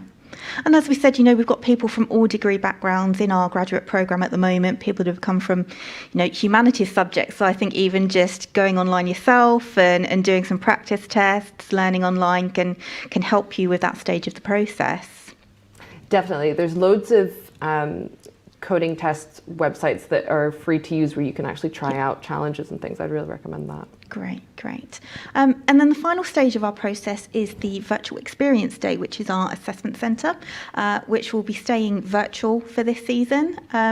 So for that, there's obviously the micro exercises that you will do, which is similar to the job simulation, and then interviews with kind of managers and people from within the business. So there will be a strengths-based interview and then a motivational interview as well. So I think the unique thing there is that we use strengths-based recruitment. So a lot of people might be used to a typical competency-based interview where you're talking about your previous skills, your previous experience, but actually, we're really focusing on your values, your passion, what you can bring to the role. How did you find the interview process during that final stage? Yeah, no, so mine was in person, obviously, because it was way back when, but I remember being a bit surprised because all the stuff that you kind of prepare for normally wasn't ever asked, because it was a lot less about kind of regurgitating your CV at someone and more having a bit more of a conversation about who you are as a person, what your values are, what your thoughts and feelings are on certain topics. And it was an interesting interview. I've not had that before, definitely. I think it can be a little bit daunting again for those that haven't done a strengths-based interview before. You're used to an interviewer maybe kind of probing you to get more information, asking for specific examples, but it's not like that at all. So anybody going through a strengths-based interview, I'd recommend just researching online and thinking about how that might look. It does feel very different once you're actually in there in person and doing it. Definitely. Great. For anybody kind of looking and applying at the moment, do you have any general hints and tips for applying for graduate programs?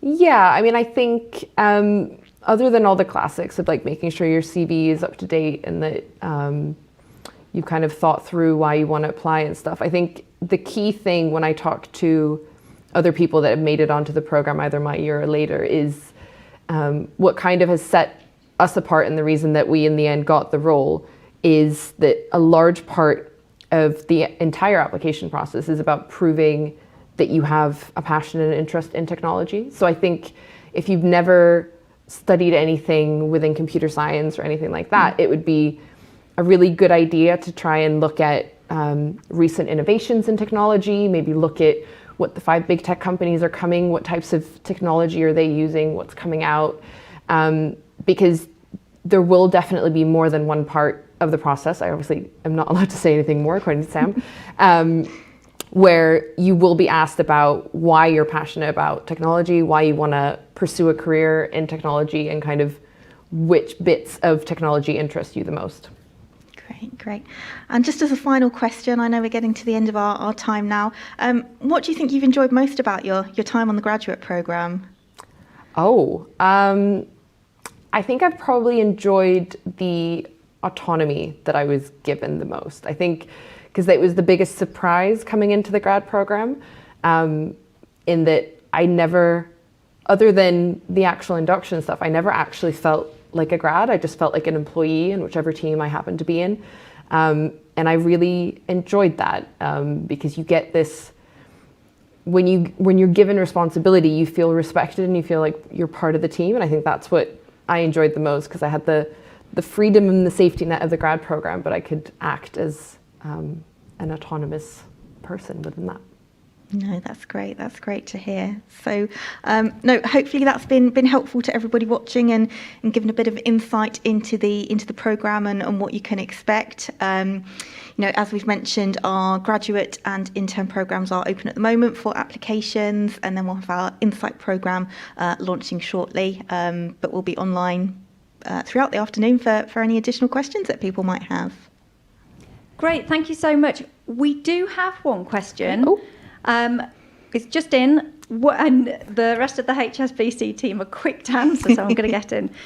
What kind of skills do you expect from data science students for the internships? Is there anything in particular? So for the internship, no, because you're coming into a junior role. You know, we don't expect you to have those skills already. Apologies, I've skipped slides. Yeah, you will learn on the job. Honey, obviously you're doing that role at the moment. You know, did you need particular skills when you joined on the graduate program? So I think it depends. I think I chose the data science placement because that's very much what I'd specialized in during university. But I know other people that ended up in similar data and data science and data engineering type roles that didn't have that background. So I think it's really about what you're passionate in and what you're willing to maybe learn some extra stuff for. Great. Amazing. Thank you so much.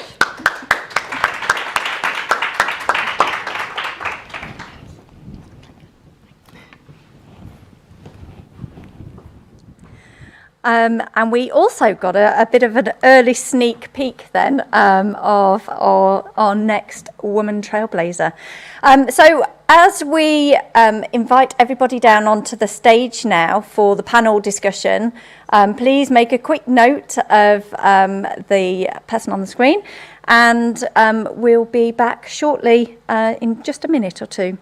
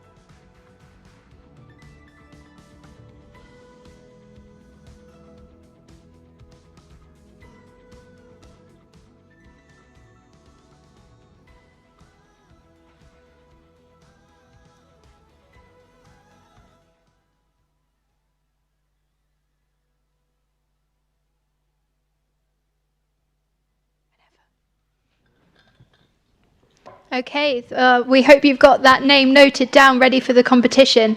And I'm now delighted to welcome our 4 amazing panellists for our panel discussion. So if I can just go along the rows, we'll start from the far end. If you could just quickly introduce yourself and say a bit about what you do. Yeah, sure. Hello, my name is Emily. I'm currently at university. I'm a final year computer science student. And I'm just here to sort of share my insight on what it's like for the application process, especially during COVID, to apply for full-time roles and what it's been like so far working remotely and also in person. I'm Sophie Biney. I head up early talent at GSK for the tech division globally, and I'm here to discuss our programs.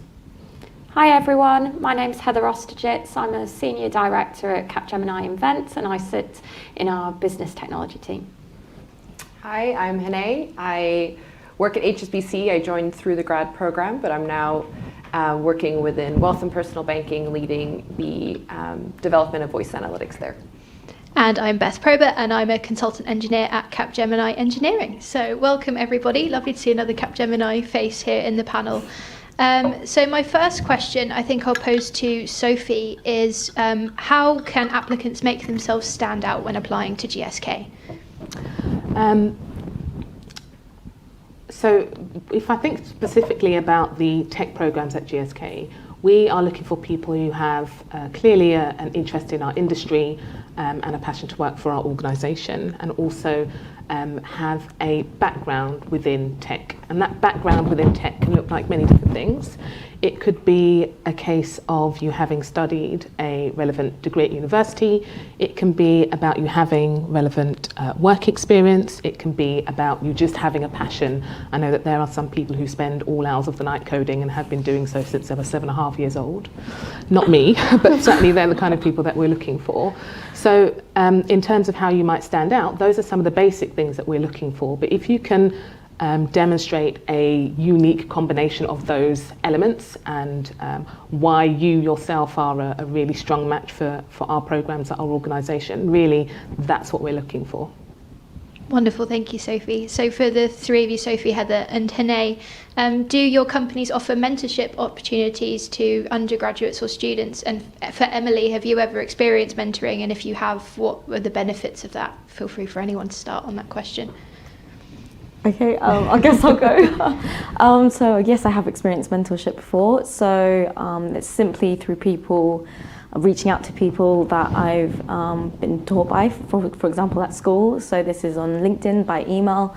That wasn't really through like a formal application process. It was just me sort of asking for advice, and I think in a way that also works as my mentor. I'm also part of an organisation called STEMETS, and they also organise a lot of mentoring schemes as well. So currently right now I'm in a cohort working with someone at Standard Chartered, which is really cool.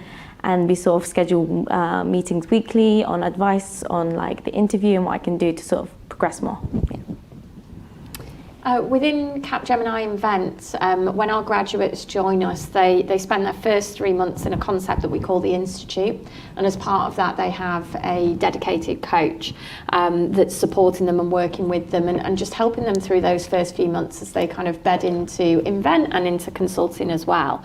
As part of the wider Capgemini and Capgemini Invent, we have a network particularly for women, which is Women at Capgemini, and there's mentoring that's available as part of that as well. And I think overall for the culture within the organisation, everyone's very supportive of kind of informal coaching as well, and finding, you know, those mentors that are really going to work for you at the different times in your career too. Yeah, so I think at HSBC, when you join the graduate program, you join together with a team, and they spend quite a lot of, I think it's up to 3 months, doing both induction and training and things. And so you get to meet loads of various senior people across the bank. You get to meet the people that run the program. And so a lot of the times people get kind of informal mentorships with those connections. But we also have a internal program set up across the entire bank, which is almost like Tinder, but for mentorship. Is a weird way of explaining it maybe, but basically anyone that wants to be mentored can go in and say what they're looking for, what types of skills they'd like to improve, what types of future plans they might have, or where they'd want to go and why they're looking for a mentor. And similarly, people who want to be mentors can go in and kind of put down what types of things they have experience with, what types of skills they'd be happy to help someone and coach someone through, and that thing. And so it's kind of the easiest way to match people up regardless of which country they happen to be in or part of the bank or things like that. So amazing, great answers from everyone. So as a question open to the floor, what is your top tip for interviews? Not particularly at your company, but just in general. I think my top tip would be about preparation. Whether we're talking about research in the organisation, whether we're talking about your understanding of the role that you're going into, whether we're talking about getting clear on examples that you have for any key questions that you might be expecting.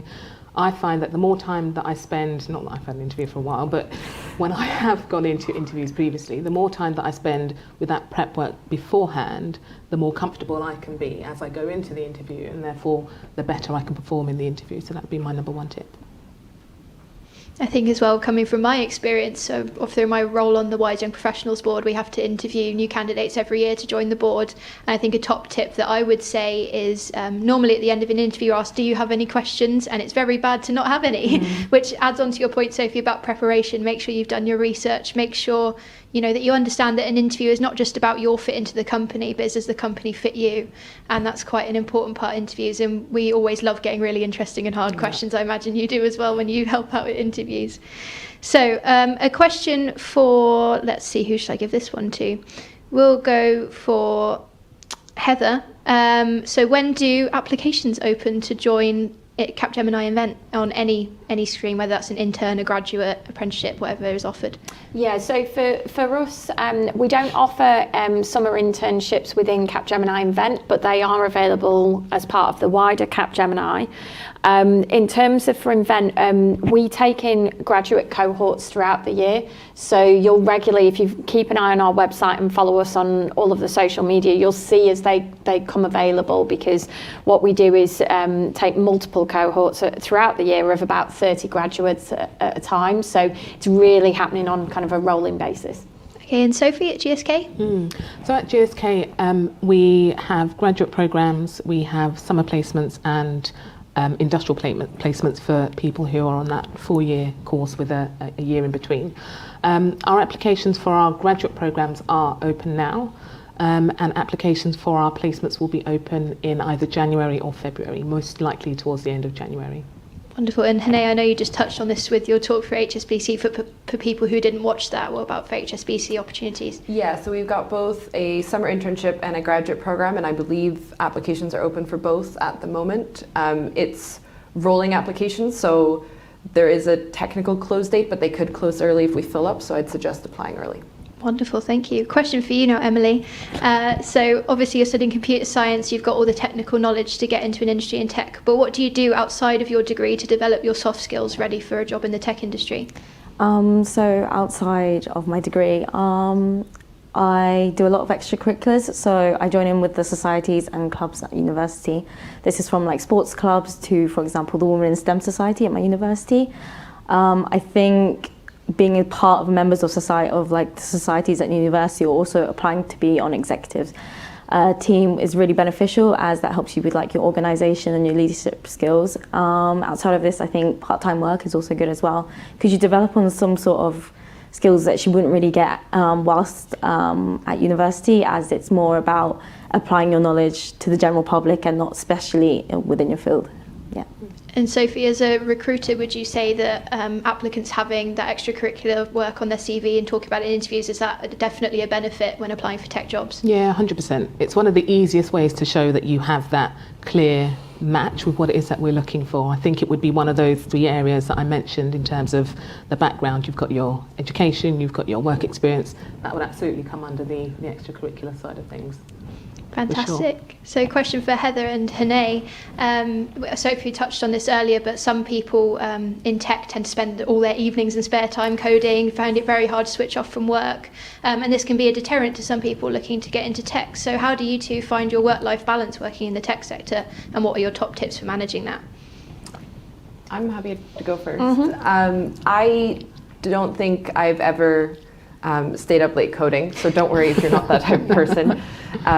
Other than exceptions during my actual degree where I had no choice, that's not really what I do. I think in terms of work-life balance, at least I've found that setting boundaries is really helpful for me. So I try to work 9 to 5. Sometimes I'll have an earlier meeting or a later meeting, but I try to get roughly 8 hours in a day. And once I'm done, I'm done. I shut the laptop and I leave. And I think, especially during the pandemic, that's really helped, because I've not accidentally gone late into the night. And I've learned that it's okay if you can't complete something in the 8 hours of the day.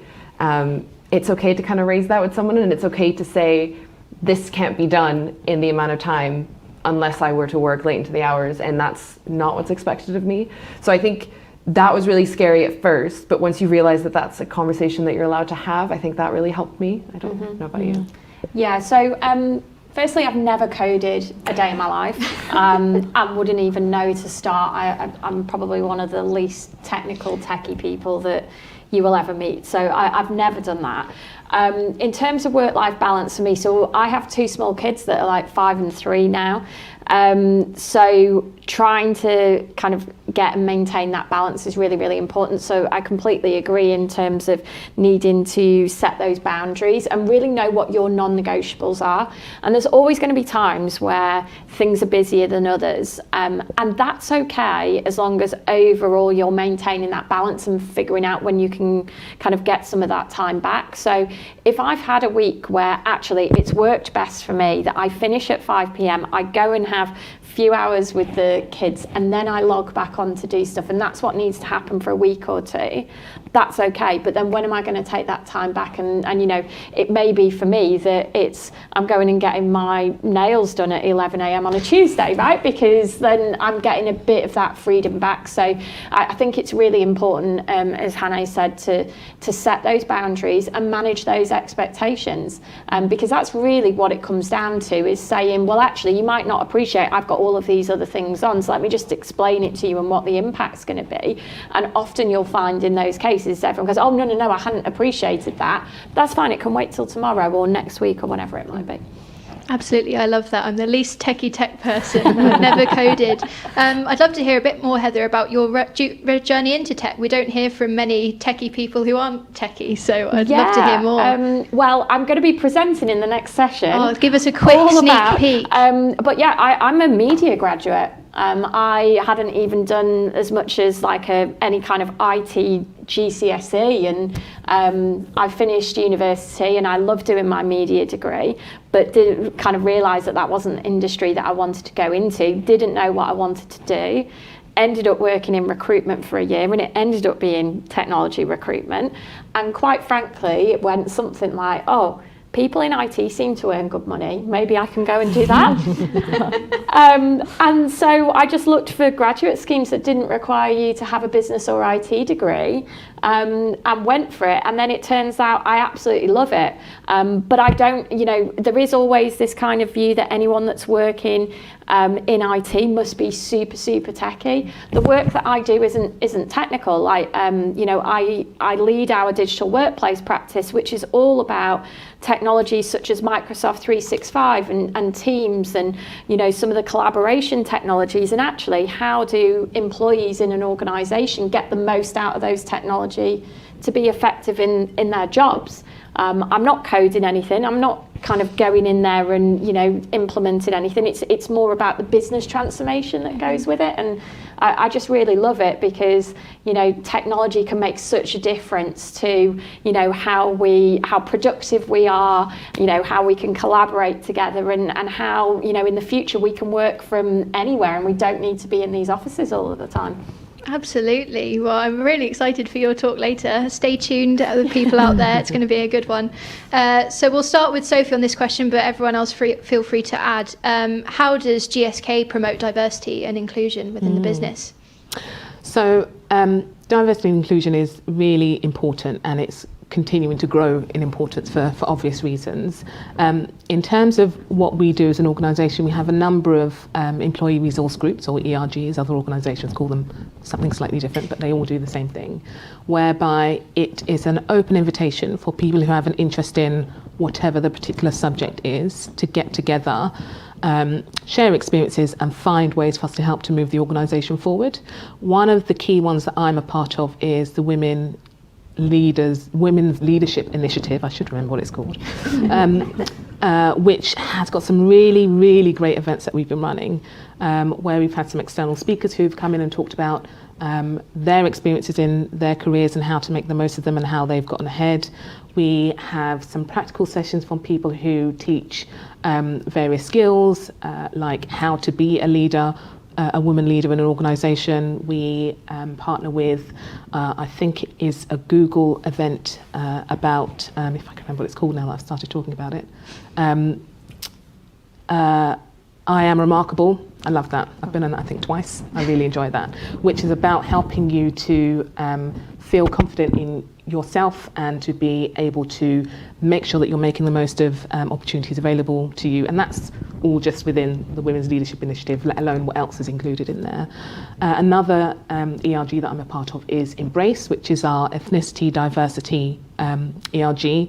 Again, a whole host of different events, lots of different speakers, and it's across the bank, and it's across the organisation, and it's global, and everybody's invited to join.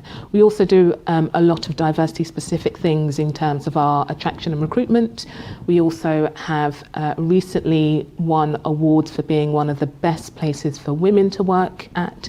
It's something that is embedded and permeates pretty much every area of what we do as an organisation. Amazing, thank you, Sophie. Hannah, maybe you can provide some perspective from HSBC. Yeah, I was actually going to say, most of what you said is actually true at HSBC too. So we also have loads of employee resource groups. We even call some of them the same thing. We also run I Am Remarkable, so it's nice to hear that we're not alone in that. I think that's cool. In terms of the ones that I've been involved in personally, I think I've spent a lot of time the past year working with the ability group. So that covers people with disabilities, people with neurodiversity, mental health issues. It's a very wide umbrella. But I've had the privilege to program manage that for the past year globally, which has been really, really cool. I've gotten to meet some great people. I've learned so much about the way we talk about disability and the way that we can make, what I always find so interesting is that when you make things more accessible for certain people, you often just make a better product for everyone. Yeah. And that's something that we're constantly trying to do better, because there's so much still that's not accessible to everyone. But we are noticing that the more you try and make it better for one group of people, you oftentimes just make it a better product. Mm-hmm. So that's something I'm working a lot with, and then also quite involved in the various groups we have for both helping promote women at lower bands into higher bands and through senior leadership, but also just in general promoting equality among the genders and stuff like that. So loads of cool things. Really, loads of cool things. Amazing. I love the similarities. It's like you said, it's really nice to know that everyone's on the same page, but then you've got your own unique things going on as well. Heather, perhaps you can provide from perspective from Capgemini. Yeah, so I would echo what the ladies here have said as well. And I think everyone's on a journey with it, right? I don't think anyone's getting it perfect, and we're all learning in terms of how do we continue to promote diversity and equality and inclusion like across the organisation. We have a lot of the similar groups that we've talked about here, and I think particularly within Invent, the area that I would pull out as well within women at Capgemini Invent, we also have a very active parents community. Which is not just about mothers, it's about all parents.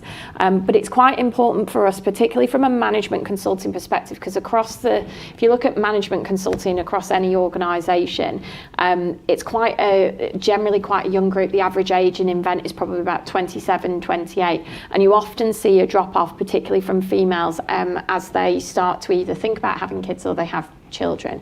And I think it's really getting, helping support individuals and helping them understand that actually you can be successful in management consulting and also be a parent.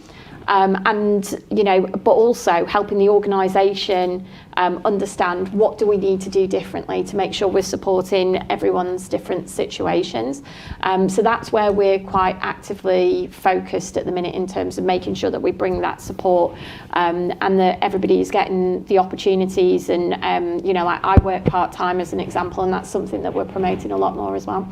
Absolutely. Maternity and paternity and everything around that is so important for men and women in the business and promoting equality for everyone. So great point to touch on, Heather. Emily, I'm going to tweak the question a bit for you slightly. Obviously, as a student, I wanted to ask you two things. So the first one is, does the University of Essex have any particular initiatives that you've got involved with to promote diversity and inclusion? And then secondly, outside of the university, how have you managed to find other opportunities to get involved? So you said you were in STEMettes and other things. So how did you come across that, and what advice would you give to people who are looking for those kinds of opportunities? Wow, okay, so I'll have to split that question up. Yeah. I'll start with the last one. So finding organisations, I think that was through a lot of research. If you go to a lot of organisations like for example GSK, HSBC, and you go to their website, they show what events they kind of do, and then from then you can go to the organisations themselves. So for example, I found STEMettes through a LinkedIn post that one of a company made, and then I went to that and I joined through there. There's also loads of companies such as Code First Girls who help women sort of accelerate their career in tech, and they provide courses as well, which is really cool. At university, your career services, I think, are really beneficial. You hear about that a lot, but not many people actually use them, and I think they can give you specialised advice as well as reaching out to people, like lecturers, for example, like emailing them, asking what they did, and also events like these, so sort of following up on the people who speak here and see what they did. And I think that's what you can do as a student to really, find things that sort of set you ahead in the crowd. Yeah. Amazing, thank you. So question for everyone is, in your companies, do you have senior leaders who are women in your companies, particularly in the tech department? And if you do, can you explain a bit more about the impact that that has on other people in the business? I think we're all aware that getting women into tech in general is hard, but at senior levels is even harder. So any perspective you can provide on that would be great, and I'll open it to the floor. Yeah, we recently got a new Chief Data and Architecture Officer. I think the title now might just be Chief Data Officer. They change titles and things all the time. But anyways, that's Kate Platinova, who I got to know when I first joined the bank because she got quite involved with the grad program, and she came along to one of the conferences and things we went to. And I think, first of all, she's one of the coolest people I've ever met in terms of like her background and all the things she knows. But seeing her take that role, especially as I'm a data scientist and like data is what I do, it suddenly makes it feel like the glass ceiling has moved a bit higher. Like, you know, when you don't see anyone that looks remotely like you at the very top, you kind of assume that that place isn't for you. And I think her making it into that top tier kind of, I don't know what they call it, the upper echelons, the C-suite. Yeah, like the C-suite, that's the word. I think that really has an impact. And I think it shouldn't be underestimated how much of an impact that can have on people at lower bends making their way up and wanting to make their way up in the same company. Yeah, and I completely agree. And I think, you know, yes, we do. I guess I get to wear a little bit of that in terms of my role.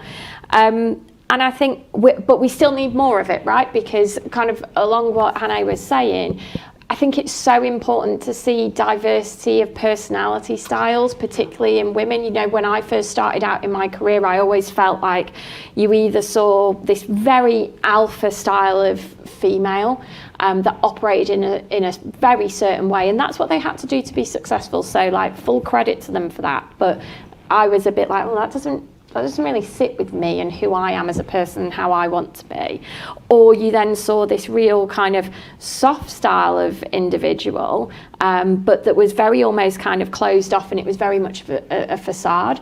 And so I think, you know, seeing these different styles and like this authenticity from different women as they start to grow through the organisation, it really helps, you know, from graduate up, people to go, oh, actually, you know, I can see a bit of myself in that person over there, or, oh, I'd love to be like that person there. And through that, it kind of helps people to see the different routes that are available for them. So, you know, we have a lot of fantastic women, and I've got some great peers as well. And we do form a little bit of a community too, which is great.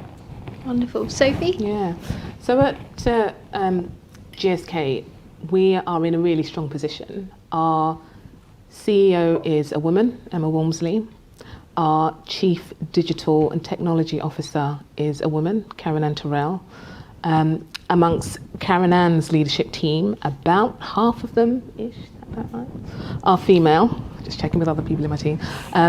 Are female. And if I think about me and my role specifically, right the way from me all the way up to Emma at the top, we're all females. I'm managed all the way by females. That's obviously not going to be the experience of everyone, but it certainly is my experience. And as I think about the way that I interact with people on the programme, the way that I interact with people when I'm not out and about on campus, but at virtual events, for them to be able to see us be able to bring lots of women to the events, to put them in touch with lots of women, to let them get an experience of lots of women personality styles, as you say, Heather, is a really meaningful, tangible way for them to be able to picture themselves in the organisation. It's very easy for organisations who maybe have one or two people who are women to bring them to every event, but actually to be able to have a range of women and a variety of women and lots of women at the different events that we go to really enables people who are thinking about joining us to be able to genuinely see what it will be like in our organisation. Fantastic. Well, it's great to hear that you have women all the way up to the CEO level. That's fantastic, and it's a great sign of the progress that the industry's been able to make. Emily, I wonder if you could provide a student's perspective. Are there many women on your computer science course or who are lecturers in computer science, and what could be done to help get more women into computer science degrees? Well, at my university specifically, there's not actually that many women on my course. I think a few years ago I went to an event like this, and I found out that I was part of the 4% of girls actually doing computer science at my uni. And I think to meet other people, actually, I had to create the Women in STEM Society to actually find other people like that. I think what can be done to sort of increase that is to sort of start at the young age of education, so go to primary schools, secondary schools, and sort of let people see that, you know, it's okay to work at STEM. It's sort of like in any other subject, really. You just have to really have the motivation and want to do it. And if there are role models and people that you actually see in person doing it, that will encourage more people to do degrees like that as well. I think, for example, with computer science especially, you don't actually have to have a tech degree to go into tech. It's about what you do in your own time and the transferable skills that you have. Yeah. Fantastic. I wanted to touch on a point that Hene brought up where she said it was something along the lines of if you don't see yourself in those positions, you don't feel like you fit in, or they're not for you. And that fits quite nicely into, I'm sure you've heard of imposter syndrome. A lot of people, especially women in tech, get imposter syndrome at some time. I've suffered with it a few times. I know, just random days where I don't feel like I'm meant to be there, I'm not skilled enough. I wanted to ask all of you if you've ever felt like that, and what would be your top tip for somebody who's going through that to help overcome it? Yeah, I think I feel that all the time. I think it's funny because I was kind of like you at uni. I didn't really consider the fact that I was unique doing the degree I was doing, because at the time you just kind of, you're so focused on what you're doing. And it wasn't until I did my master's at Imperial, and Imperial is known for having very few women at all in the entire university. You have to really go on a scavenger hunt to find them, to be honest. And it wasn't until I got to that point that it became really clear to me that that was probably the norm and what I was used to wasn't. And it's incredibly intimidating, because the less representation you have, the more you feel like every single thing you say or do represents your entire gender's right to be where you are, which is not something that I ever asked for, or any of us ever asked for, but it becomes that way when you don't have anyone in the room that looks like you. And I think I still have days when there's still certain meetings that you go into and you're like, oh, I'm the only woman here, and that can be really intimidating, because it can be scarier to speak up, or scarier to disagree, or scarier to do those things. But I think slowly I'm learning that the only way to get around that is to just kind of keep helping other people get to where I am, and kind of keep encouraging more women to do it. But also in those situations, to, as much as it feels terrifying when you're alone in the room, to kind of put that in the back of your mind and focus on the fact that you're there for a reason, and you're there because you're more than qualified to be where you are, because that's why you're there. But yes, it's terrifying, and it's constant. And I'm not sure it really goes away. No. I still feel like that now. And I still have days of that. And it's not always just about being female. Sometimes I get asked to go and talk to the client, and they'll say, oh, we're going to bring Heather in. She's our expert in digital workplace. And I'm like, hang on a second. I'm not the expert. Like, no, there must be someone else. And I have to really talk myself out of it, and, you know, really kind of sit there and say, okay, so Heather, who knows this subject better than you do right now? Like, who else is that? Like, actually, if you really break this down, like, I think you can hold your own in that conversation. Or, you know, when I'm asked to come and speak at an event like this, or I was on a panel for working parents, for National Working Parents Day, like a month or so ago. And they said, oh, can you share your inspirational career story? I was like, I haven't got an inspirational career story. I just sort of did stuff, and then it's kind of led to here. So it's kind of actually just sometimes breaking it down and getting away from some of that language, and just saying, okay, let's just get back to the basics of what's being asked of you. And do you know what? Oh, actually, you can do that. And so it's having that kind of confidence in yourself, actually, and kind of a lot of that positive self-talk when I think you're having those moments. And also sometimes just talking to your friends about it, and your colleagues, because they'll often be like, of course you can do that. Of course you know that. And that I find really helpful too. Absolutely. Sophie? I think Probably, aside from the fact that Heather said half of what I was going to say anyway. Well, I mean, it's probably good advice. Yes, absolutely. It was very good advice. I think probably what I would add to that is that there's an element of just not being so hard on yourself. There's something about that imposter syndrome that comes from having high expectations. And that's not a bad thing in and of itself. But I think that there's something about recognizing that the gap, or maybe the perceived gap, between where you are and where you think you ought to be isn't necessarily a problem. It's an opportunity for you to grow, really. That's an opportunity for you to identify the things that you want to get better at, identify people who can help you, like you said, speaking to friends or people you know, and actually start making moves to plug that gap. I think once you take hold of the syndrome of feeling like you're an imposter, and actually start to do something proactively about it, that, in my opinion, is one of the best ways to not get over it, but start to tackle it. Absolutely. And Emily? Well, I'm obviously not very far in my career yet, but I think imposter syndrome is not just about obviously being a woman. It's also, for example, as a student, I don't have much experience yet, as I haven't actually started full-time work. But I think it's about going to events and conferences, and also meeting those like inspirational people and people already where you want to be. I think that really helps with my confidence and sort of make me feel less of like an imposter, I guess, because I think, oh, if this person can do it, I definitely can do it.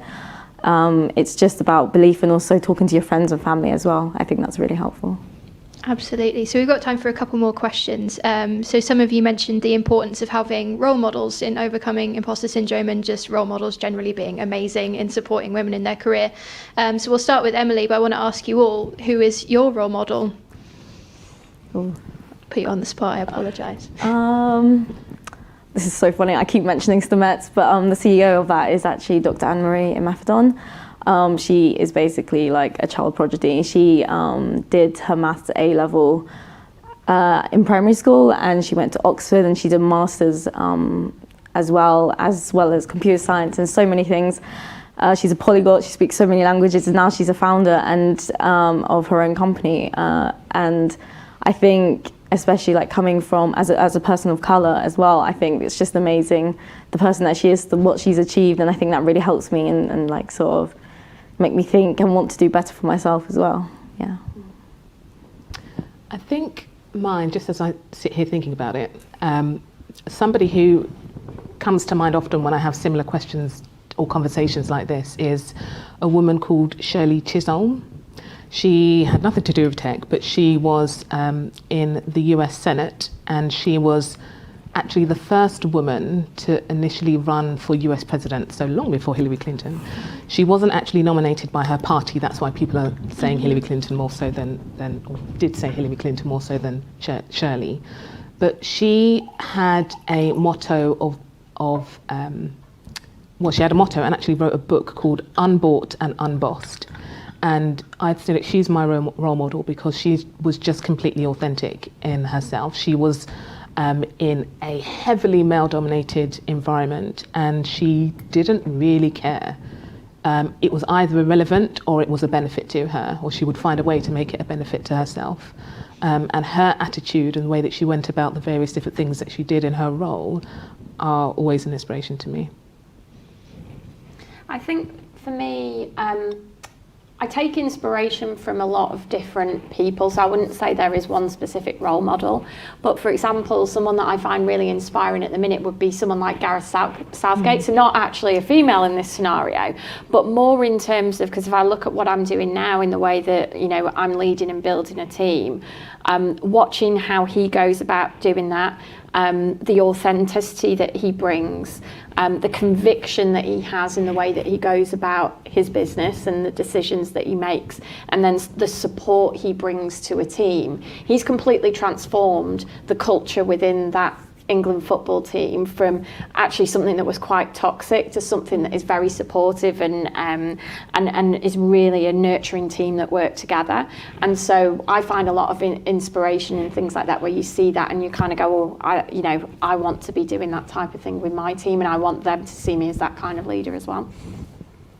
Yeah, I'd probably echo that slightly in that I can't really think of like one single person that I would I would say is my role model. I think I look for / find a lot of role models just in my day-to-day life that I come across, and I'm like, wow, he or she is so cool. I want to do what they're doing, or I want to know how they know that, or how they have that confidence. And I think that's kind of how I have ended up shaping my career and figuring out who I am and what I want to be, based on like having seen people do things and be like, I want to do that. I want to be there.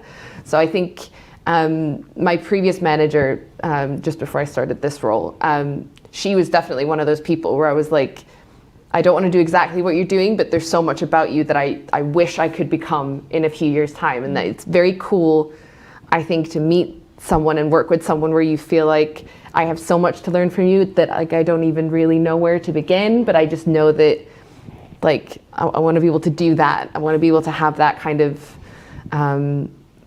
aura when I step into a room. You know those people? Yeah, absolutely. I know those people. Some great people mentioned, by the way. Love football, love Gareth Southgate. That's great.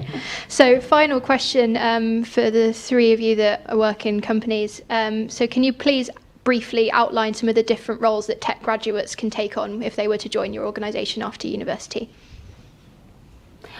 Yes, so for us we have 8 different entry routes, and we'll present a little bit more on that after we have the next break. But it really depends on kind of your passion and where your interests lie. But we absolutely have roles in analytics and data, you know, similar to what Hannah's been talking about, and we have data scientist tracks and all of those wonderful things. And then we have, from a technology perspective, opportunities around our cyber and security areas, around architecture, and then around wider IT strategy and operating models and kind of more of the traditional kind of technology consulting areas as well. And then in balance with that, you can also go down a particular industry route if there was an affinity that you had with something like life sciences or with public sector or even financial services, then there's an opportunity to kind of specialise in those areas as well. Amazing, thank you. At GSK, our tech graduate programme is across the tech org.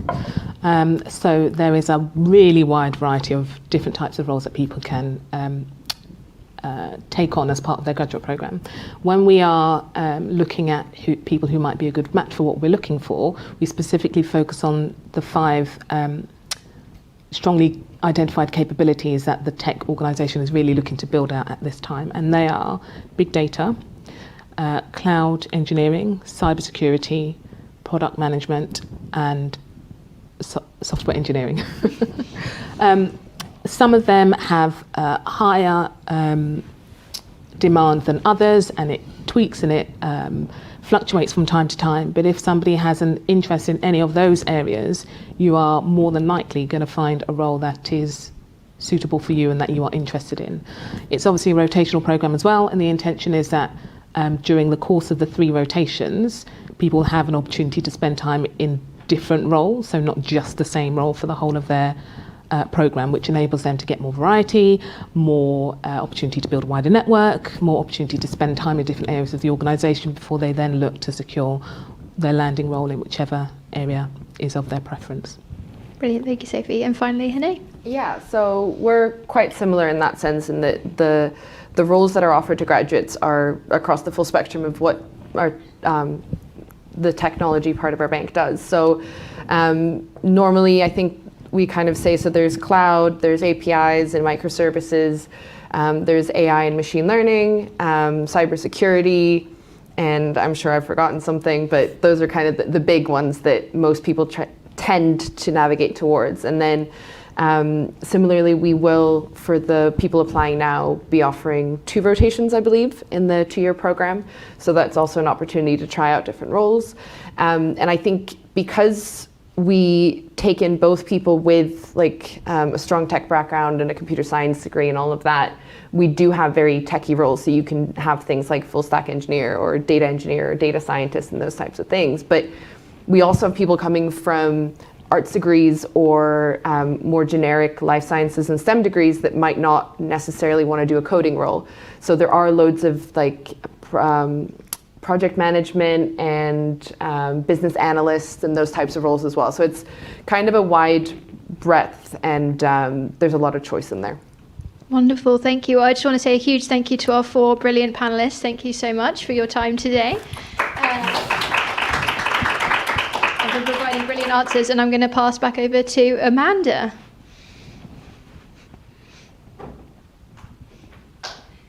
Thank you. That was amazing. And thank you so much, Beth, for hosting. Perfect host. Same time next year. We're going to be going into another break now. This is what we've got coming up. So we're going to be hearing again from Laura for the second insight session. And then we're going to be over to Capgemini to hear more insights in depth from Heather as well. So please do take a break, and we'll see you back here in 5 minutes.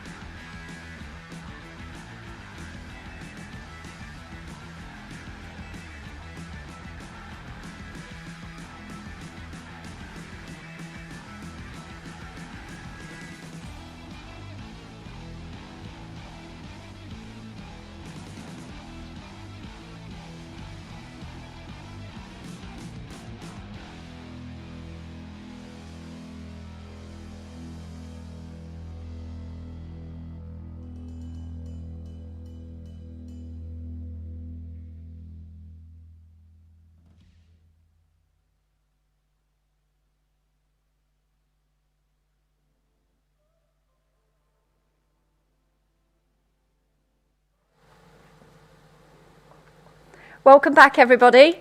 I hope you made a note of that final trailblazer and you're quickly sending your emails over to us now. So we need those 3 names of those 3 women, the name of your STEM society that you'd like to nominate to win the prize, and your name all before 5 o'clock today. And please send it to hello@campusmedia.co.uk, and that's courtesy of GSK.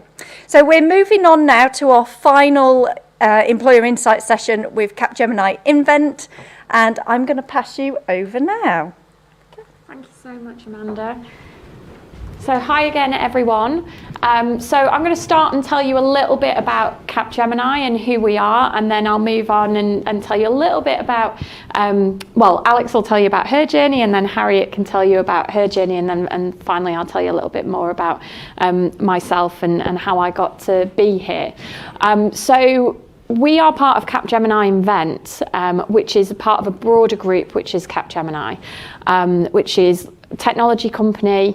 We're present in nearly 50 countries, and as you can see on there, we've got 270,000 employees worldwide.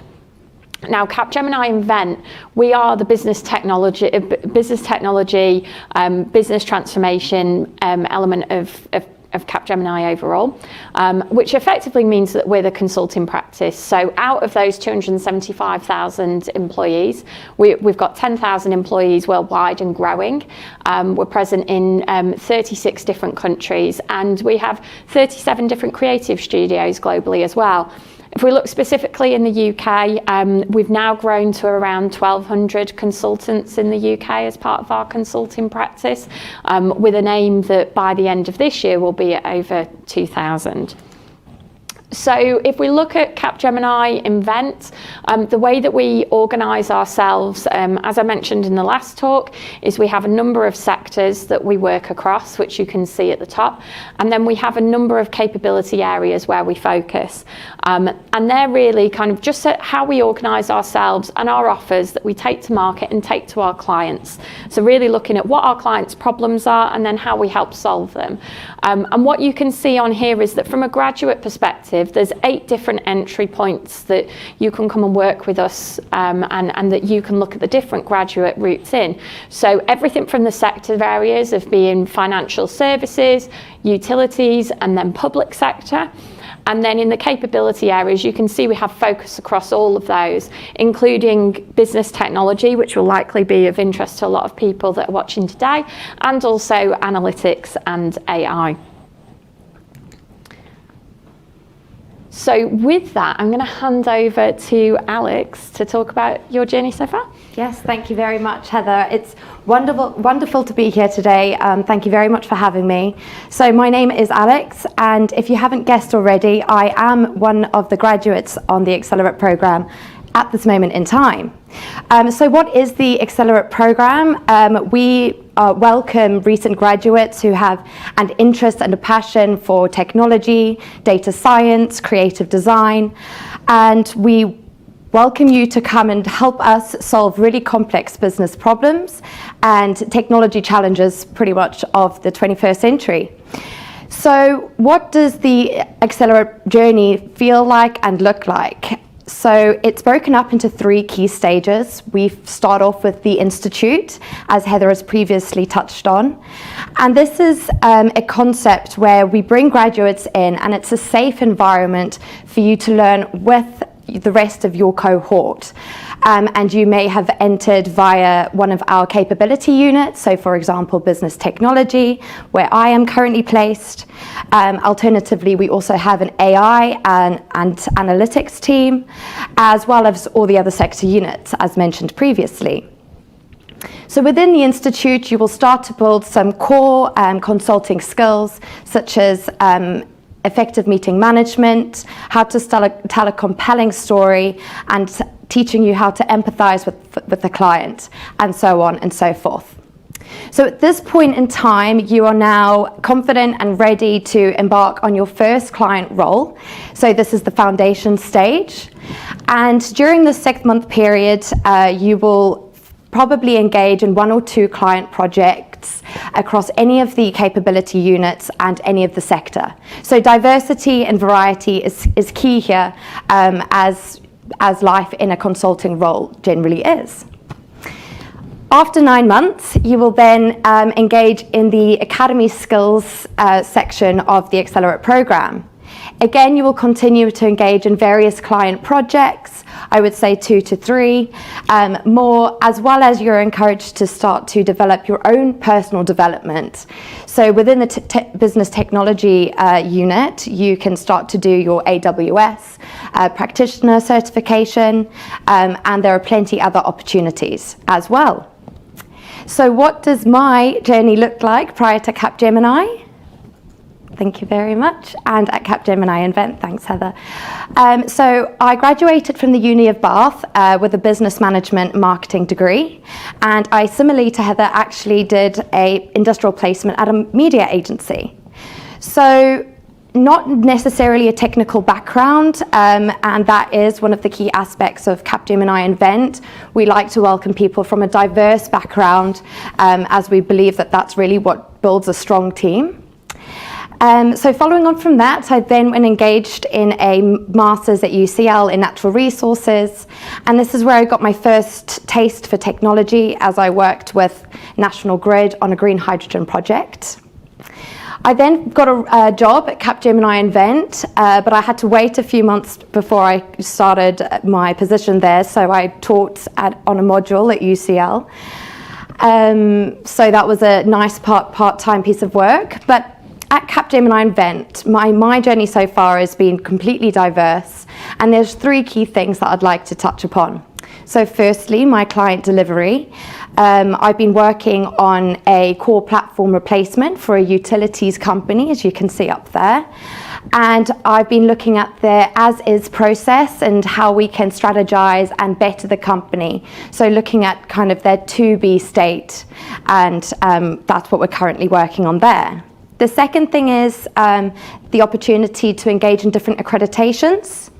So product, so we've got Scrum Master and then various other accreditations up the top.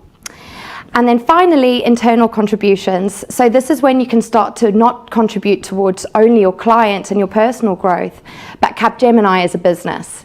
So I've supported on numerous sustainability offerings, one of which is Sustainable IT, which Hattie's also involved with, so I'll let her speak about it in a moment. And then also engaging in the Utilities Horizon podcast. So we meet on a fortnightly basis and discuss all things climate change and net zero. So that's everything from me today, and I'll move over to Hattie. Hello, thank you, Alex. Okay, so I'm Harriet Glatley, and I am a consultant at Capgemini Invent. So my story is a little bit different. So I started very early because I grew up with a father in IT. So from the age of 16, I started doing work experience, and I went to JP Morgan, Accenture, IBM, and a company called Royal Financial, because I wanted to go and see what the difference was between banking, consulting, and technology, and also if this was definitely the route I wanted to go down. So I realised it was, so I specialised my degree in that. And then from the age of 18, in my university summers, I went to GFT, who are a IT financial services consultancy, and spent time there. And then I also went back and did my industrial placement with them, where I spent 6 months out at Deutsche Bank in their risk and regulation area, and actually generated a fee for them prior to graduating. So I went to Loughborough University and I studied IT management for business, because as any consultant will tell you, technology and business go hand in hand, and that's probably one of the biggest things that you need to know. My dissertation was on cyber security, and I based it on cybersecurity in the financial services sector. Mine was a little bit different because I had to solve a real life problem for a real life client, so I used IBM as one of those clients. And I went and did their cybersecurity graduate scheme for 2 years.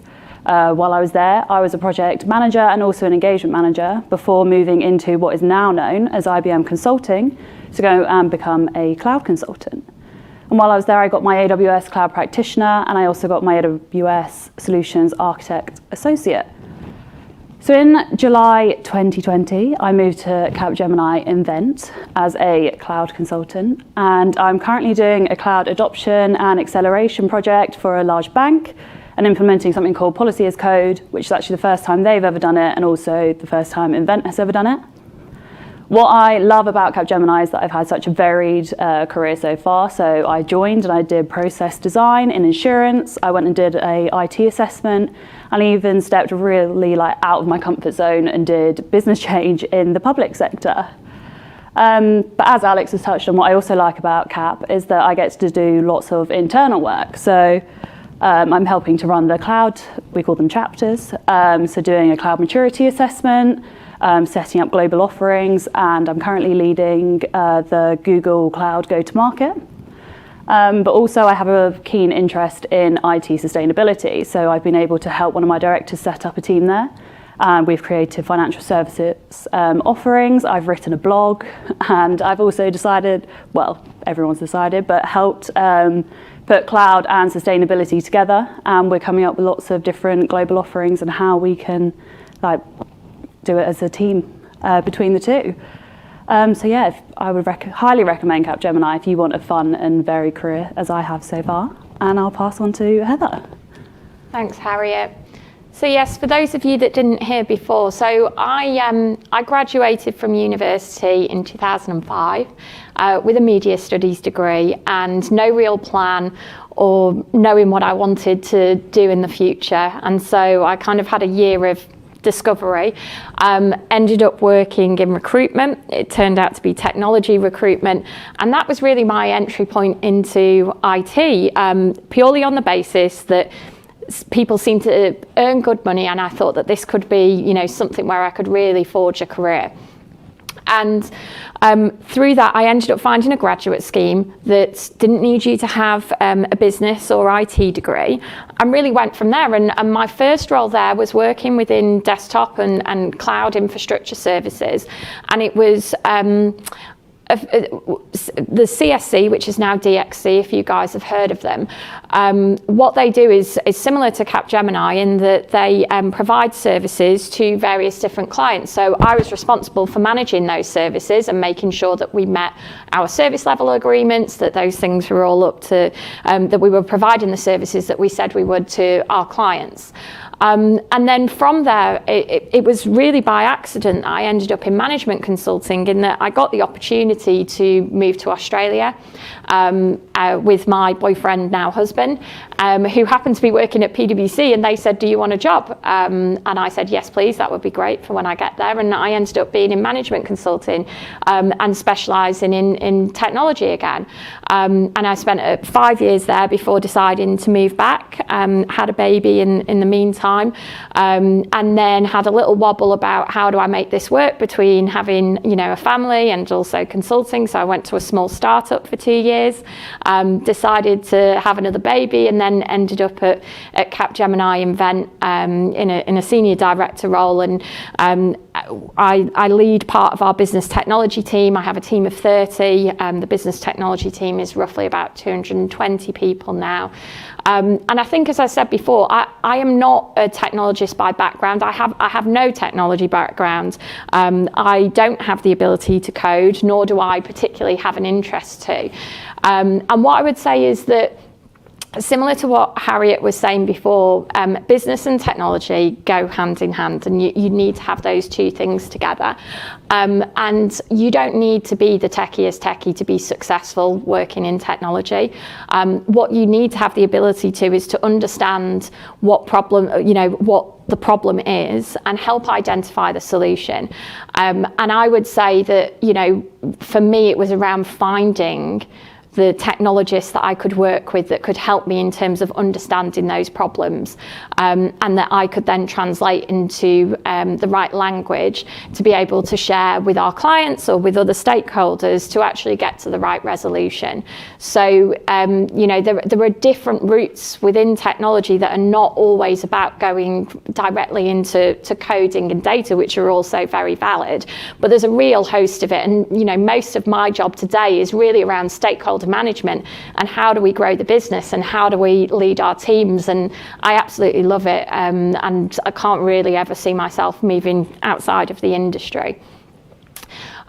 So I'm just conscious of time. So the last slide that we're going to put up is really around just giving you the opportunity to scan the code that's in there. You know, the applications are open now, and learn a little bit more about the entry routes into Capgemini Invent.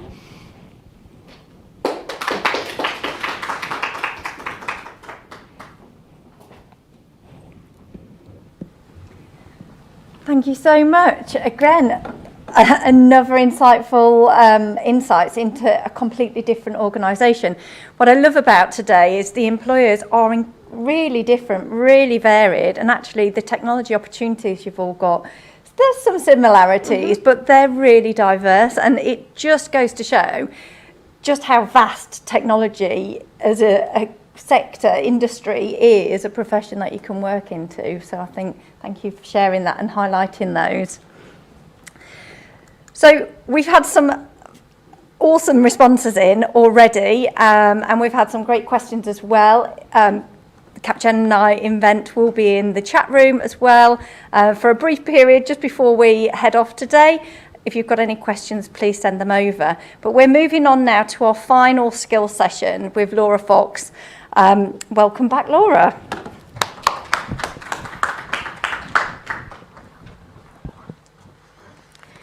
Hello again. Great to be here for the second session of today. I realised after I presented first time round, because I've known the campus media team now for a couple of years, that I didn't even introduce myself. And whilst you're not here to hear all about me, I mean, I did work at LinkedIn for quite a long time, and they are a technology company as well. So I thought, well, let me just quickly tell you my story very briefly. I started out after graduating from a history degree at Birmingham University, thinking that maybe I'd try out recruitment, realised it wasn't for me, and after a year I moved into advertising, and I worked in marketing and advertising agencies for 10 years with a very particular niche around talent and employer branding.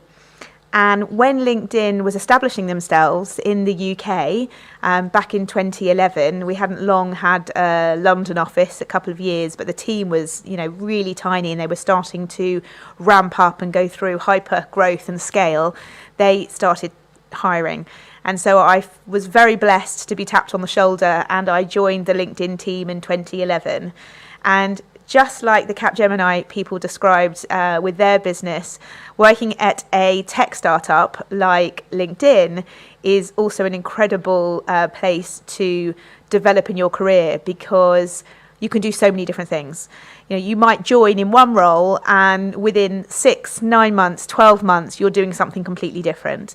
So I can't recommend highly enough going down that route either, if it's something that's really interesting to you. And I'm fortunate that I spent 7 years at LinkedIn before setting up my LinkedIn consulting practice as I do now. So anyway, that's enough about me.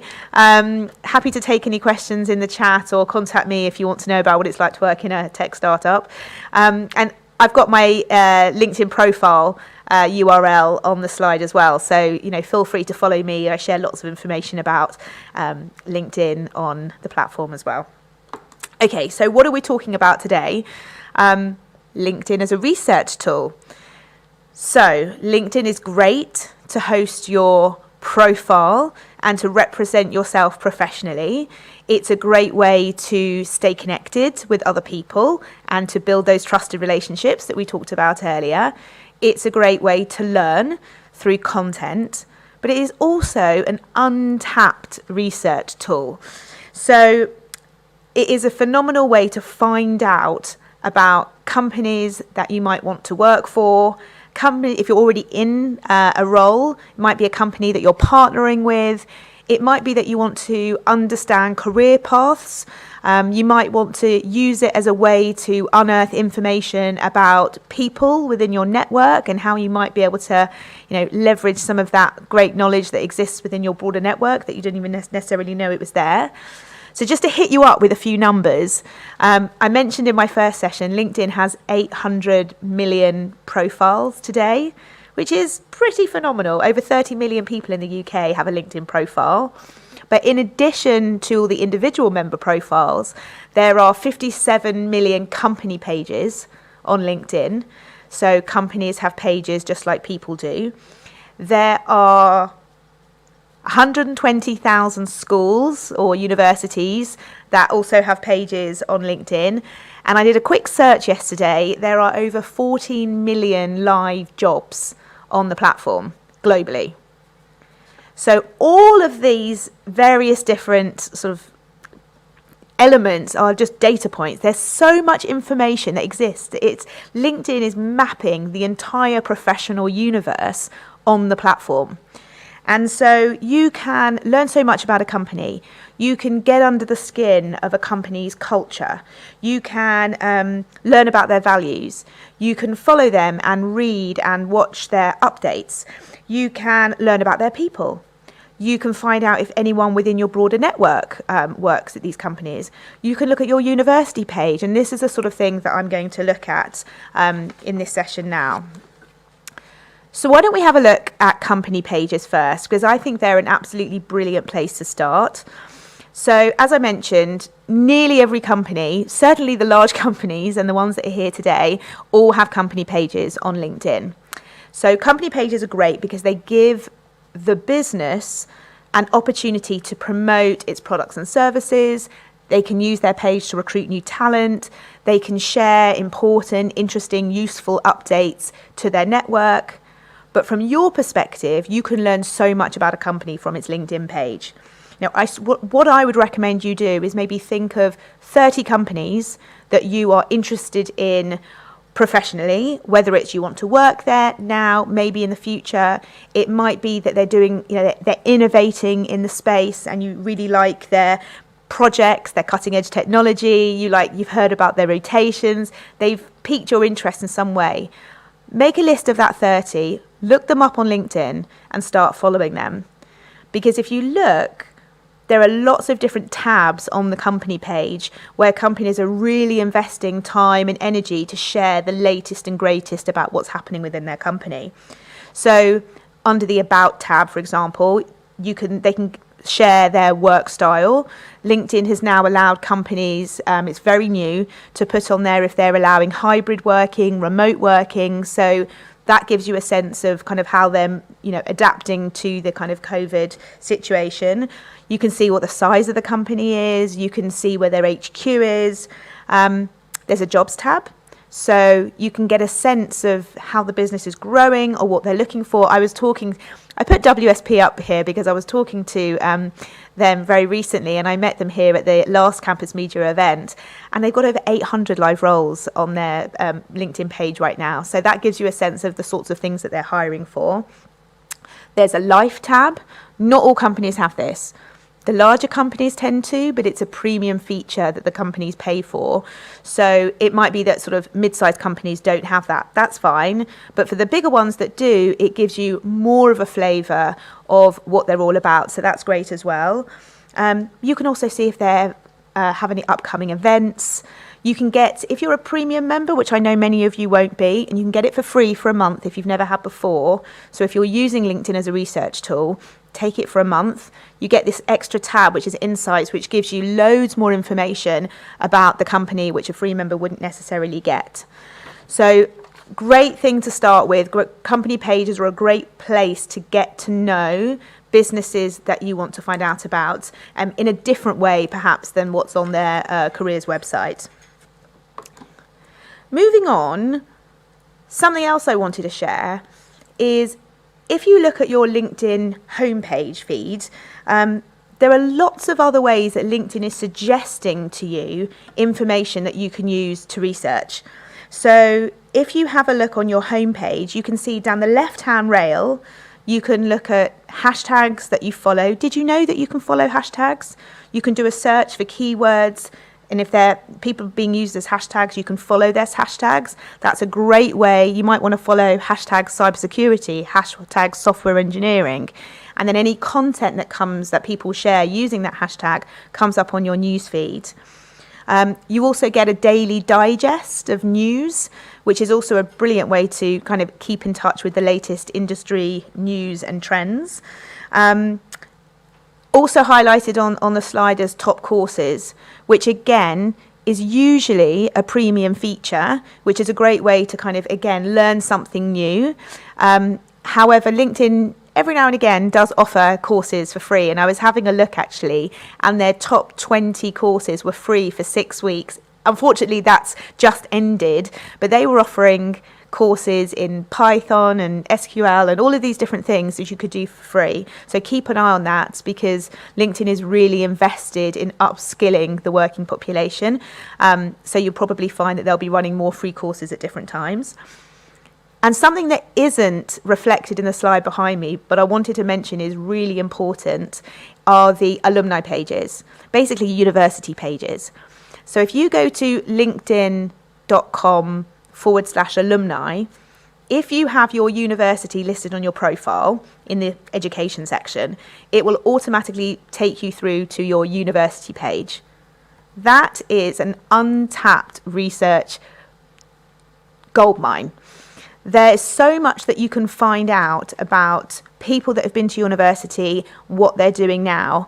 Once you click on that, you can see all the people. So for example, I went to Birmingham University. If I go to linkedin.com/alumni, I go through and I can see that there are 183,000 alumni of Birmingham University on LinkedIn. So what I can then do with this information is I can slice and dice the data based on various tabs and filters that are on the page. And I can see people that did my course, what are they doing now? I can see people that are perhaps living in my geographical area, what are they doing now? I can look at maybe people that would inspire me. So, you know, if there are people on there who are doing really, really interesting jobs. And remember, going back to my session earlier about building trusted relationships, that is a brilliant way to actually contact people. And I've had this happen to me, who say, we were both at Birmingham University, would you mind taking 10 minutes of your time to talk about what it was like to work at LinkedIn? Very happy to do that, and they've made that connection. So I strongly recommend going to your university page through the alumni tool and using it as a source of information to try and find out more about what people have done. One of the things that I think is one of the unsung heroes of LinkedIn is the My Network tab. So if you're looking at LinkedIn from a desktop, as opposed to say your mobile, but you can do it from your mobile too. There is very few people look at this, from what I've been told and through listening to lots of people asking me questions, is that there's so much information on this page which you can use to research, whether it's to find out what other people are doing, to find out people that you might want to connect to find out online events that you might want to attend, to find out what companies are posting about. So if you go to the My Network, all sorts of things come up on this page. It's not the notifications, which is slightly different. That's what's happening within your network on your news feed.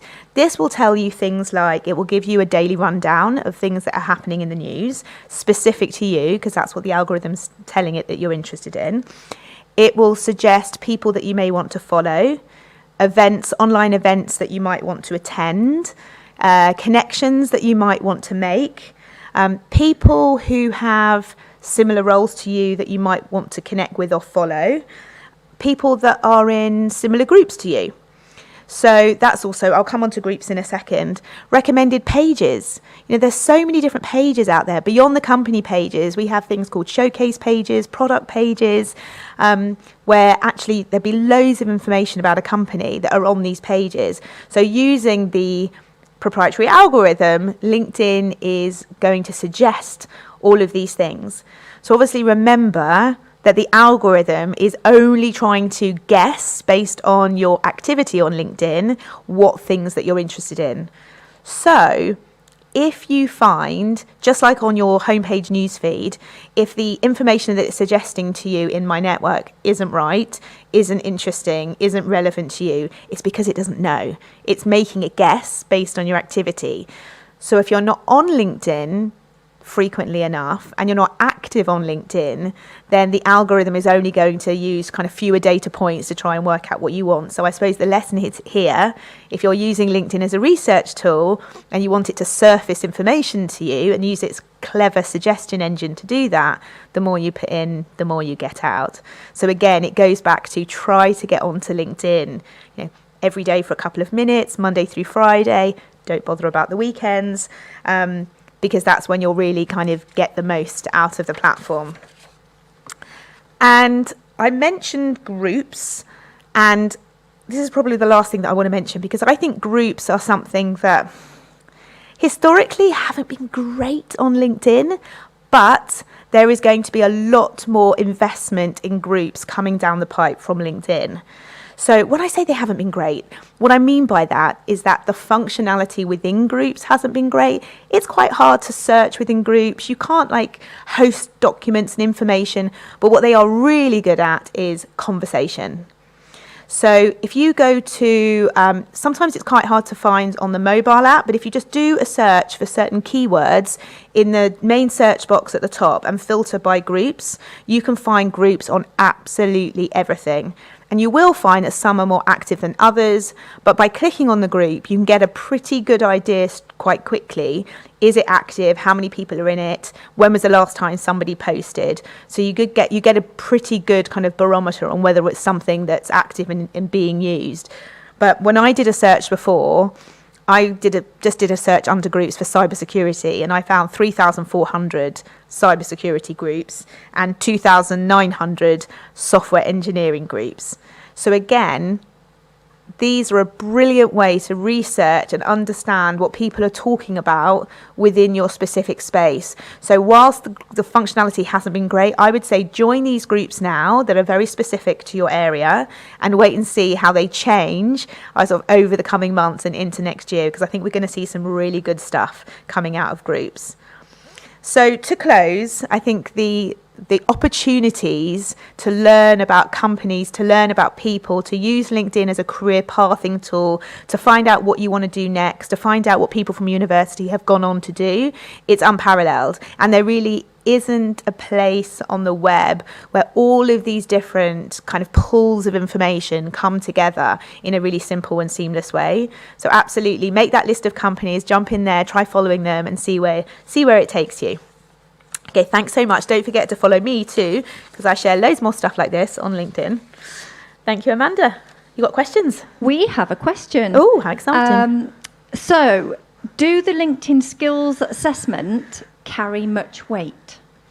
The skills assessments are great. They're great for you personally. So if people don't know what the skills assessment are, LinkedIn introduced a way to test your skills probably within the last year, I'd say. Sometimes I lose track of time with COVID. So you can go on and actually test whether or not your skills are good. And then if you fail the test, it doesn't put anything on your profile, but what it does is it will encourage you to go in and do a course on LinkedIn Learning. So it's a bit of an upsell from LinkedIn to then say, go on to LinkedIn Learning. If you pass the test, then it gives you a little badge on your profile. And what it will do is it will trigger the algorithm to say, this person is interested in this subject. And also when other people land on your profile, they can see that you've got the badge, you're clearly strong, because these tests are hard. And actually these skills assessments, particularly relevant for this audience today, they're very technical. So I tried doing the Excel one just for fun, and I think I got 2 out of 40 because it was really difficult. It's not entry-level stuff. This is hard stuff. And they have tests for Python and all of these things. It's very technical. So I would say, yes, it does carry weight, and I think why not go on and have a go? You've got nothing to lose. Excel just for fun, Laura. I know. Great. Thank you so much for that. We are coming to a close now. Thank you.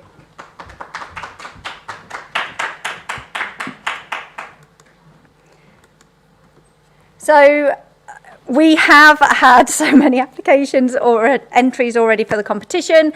Please keep them coming in. We've got until 5 p.m.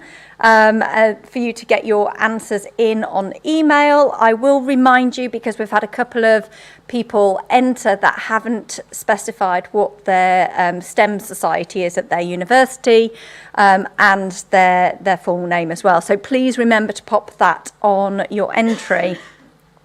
So I want to just recap really on today. Laura, thank you. I learned so much from your sessions. I know I say this all the time. I definitely need to check out my alumni for my university. Laura's sessions, as have all of the other Insight sessions, been so packed with amazing content, and we've given you that content quite quick. This is an on-demand session, so thank you to all of you that watched us live and have engaged. We've had some fantastic questions in the chat, and thank you to our employers who have answered those questions so promptly for us as well. But you can play this back. If you couldn't make it all, that's understandable. You're on the link now. You can rewind, you can revisit it. Please share it with your course buddies, your friends, your peers. The more people that see this fantastic advice, the better. And, you know, pay it forward to as many people as possible. So just to close then, I'm always amazed when I do these events. I've been doing them for so many years now. I learn so much and they inspire me. Like one of our speakers, I'm not from a tech background either, and yes, imposter syndrome here, talking about women in technology. So Valeria, actually bring your genius to your application, to your interview, to your job is amazing advice. We all forget sometimes when we're trying to be a certain thing or act in a certain way to be able to get a role that we think we need to be, is that's not important now. And I think so much has changed, particularly over the last 2 years with COVID, that employers want to see your true self. They want to see your genius, your skills. So that's another thing as well, what Beth mentioned, is bring your true self to work. Ask questions, make mistakes, it's okay. We've had some fantastic insights. Thank you so much to HSBC, GSK and Capgemini Invent for coming along, sharing those insights. You know, 15 minutes, it goes so quick. Again, play back those insight sessions. All of in the notes as well, they'll have been posting the application links to their jobs or to their careers website, so please check out the notes field. But one thing to mention, if you came across this amazing event today, thank you. If you didn't register, but you would like to be contacted by today's employers, please register. We've popped that registration link in the notes field as well in the chat. Please register. It's not too late and you will be contacted by today's employers. We've heard from 12 fantastic speakers. I think it was 12. And I consider role models as well who have shared their journey, their experience. They've been a minority in a room, in a classroom, and they are now change makers. And I think what I'd hope for today, there's been so much takeaways and advice and tips and learning, but I hope one of those is be your true self, be a change maker and make a difference. We're at 17% of women in technology roles in the UK. Let's change that. We need to equalise this now and bring about gender balance to technology. So just to end, thank you so much to the Institution of Engineering and Technology for hosting us again here in the fantastic Turing Lecture Theatre. Thank you so much to the IET AV team and film team as well, who have been fantastic in making sure that everybody at home can take part just as well as you would if you were here today. And thank you again to all of our employers, HSBC, GSK and Capgemini Invent, for sparing their time to share some insights with you. This event was supported by so many universities, careers departments, heads of faculty, STEM ambassadors, so thank you to those as well for sharing. As I said, the more people that see this and learn from this, the better. We love your feedback. If you'd like to give us feedback, please do. Please use the same email address if you want to send us a little message on there, or please go to LinkedIn. Why not? Send us some feedback on LinkedIn, Facebook, Instagram, all of that. Thank you so much for your time. Keep well, and good luck in your future.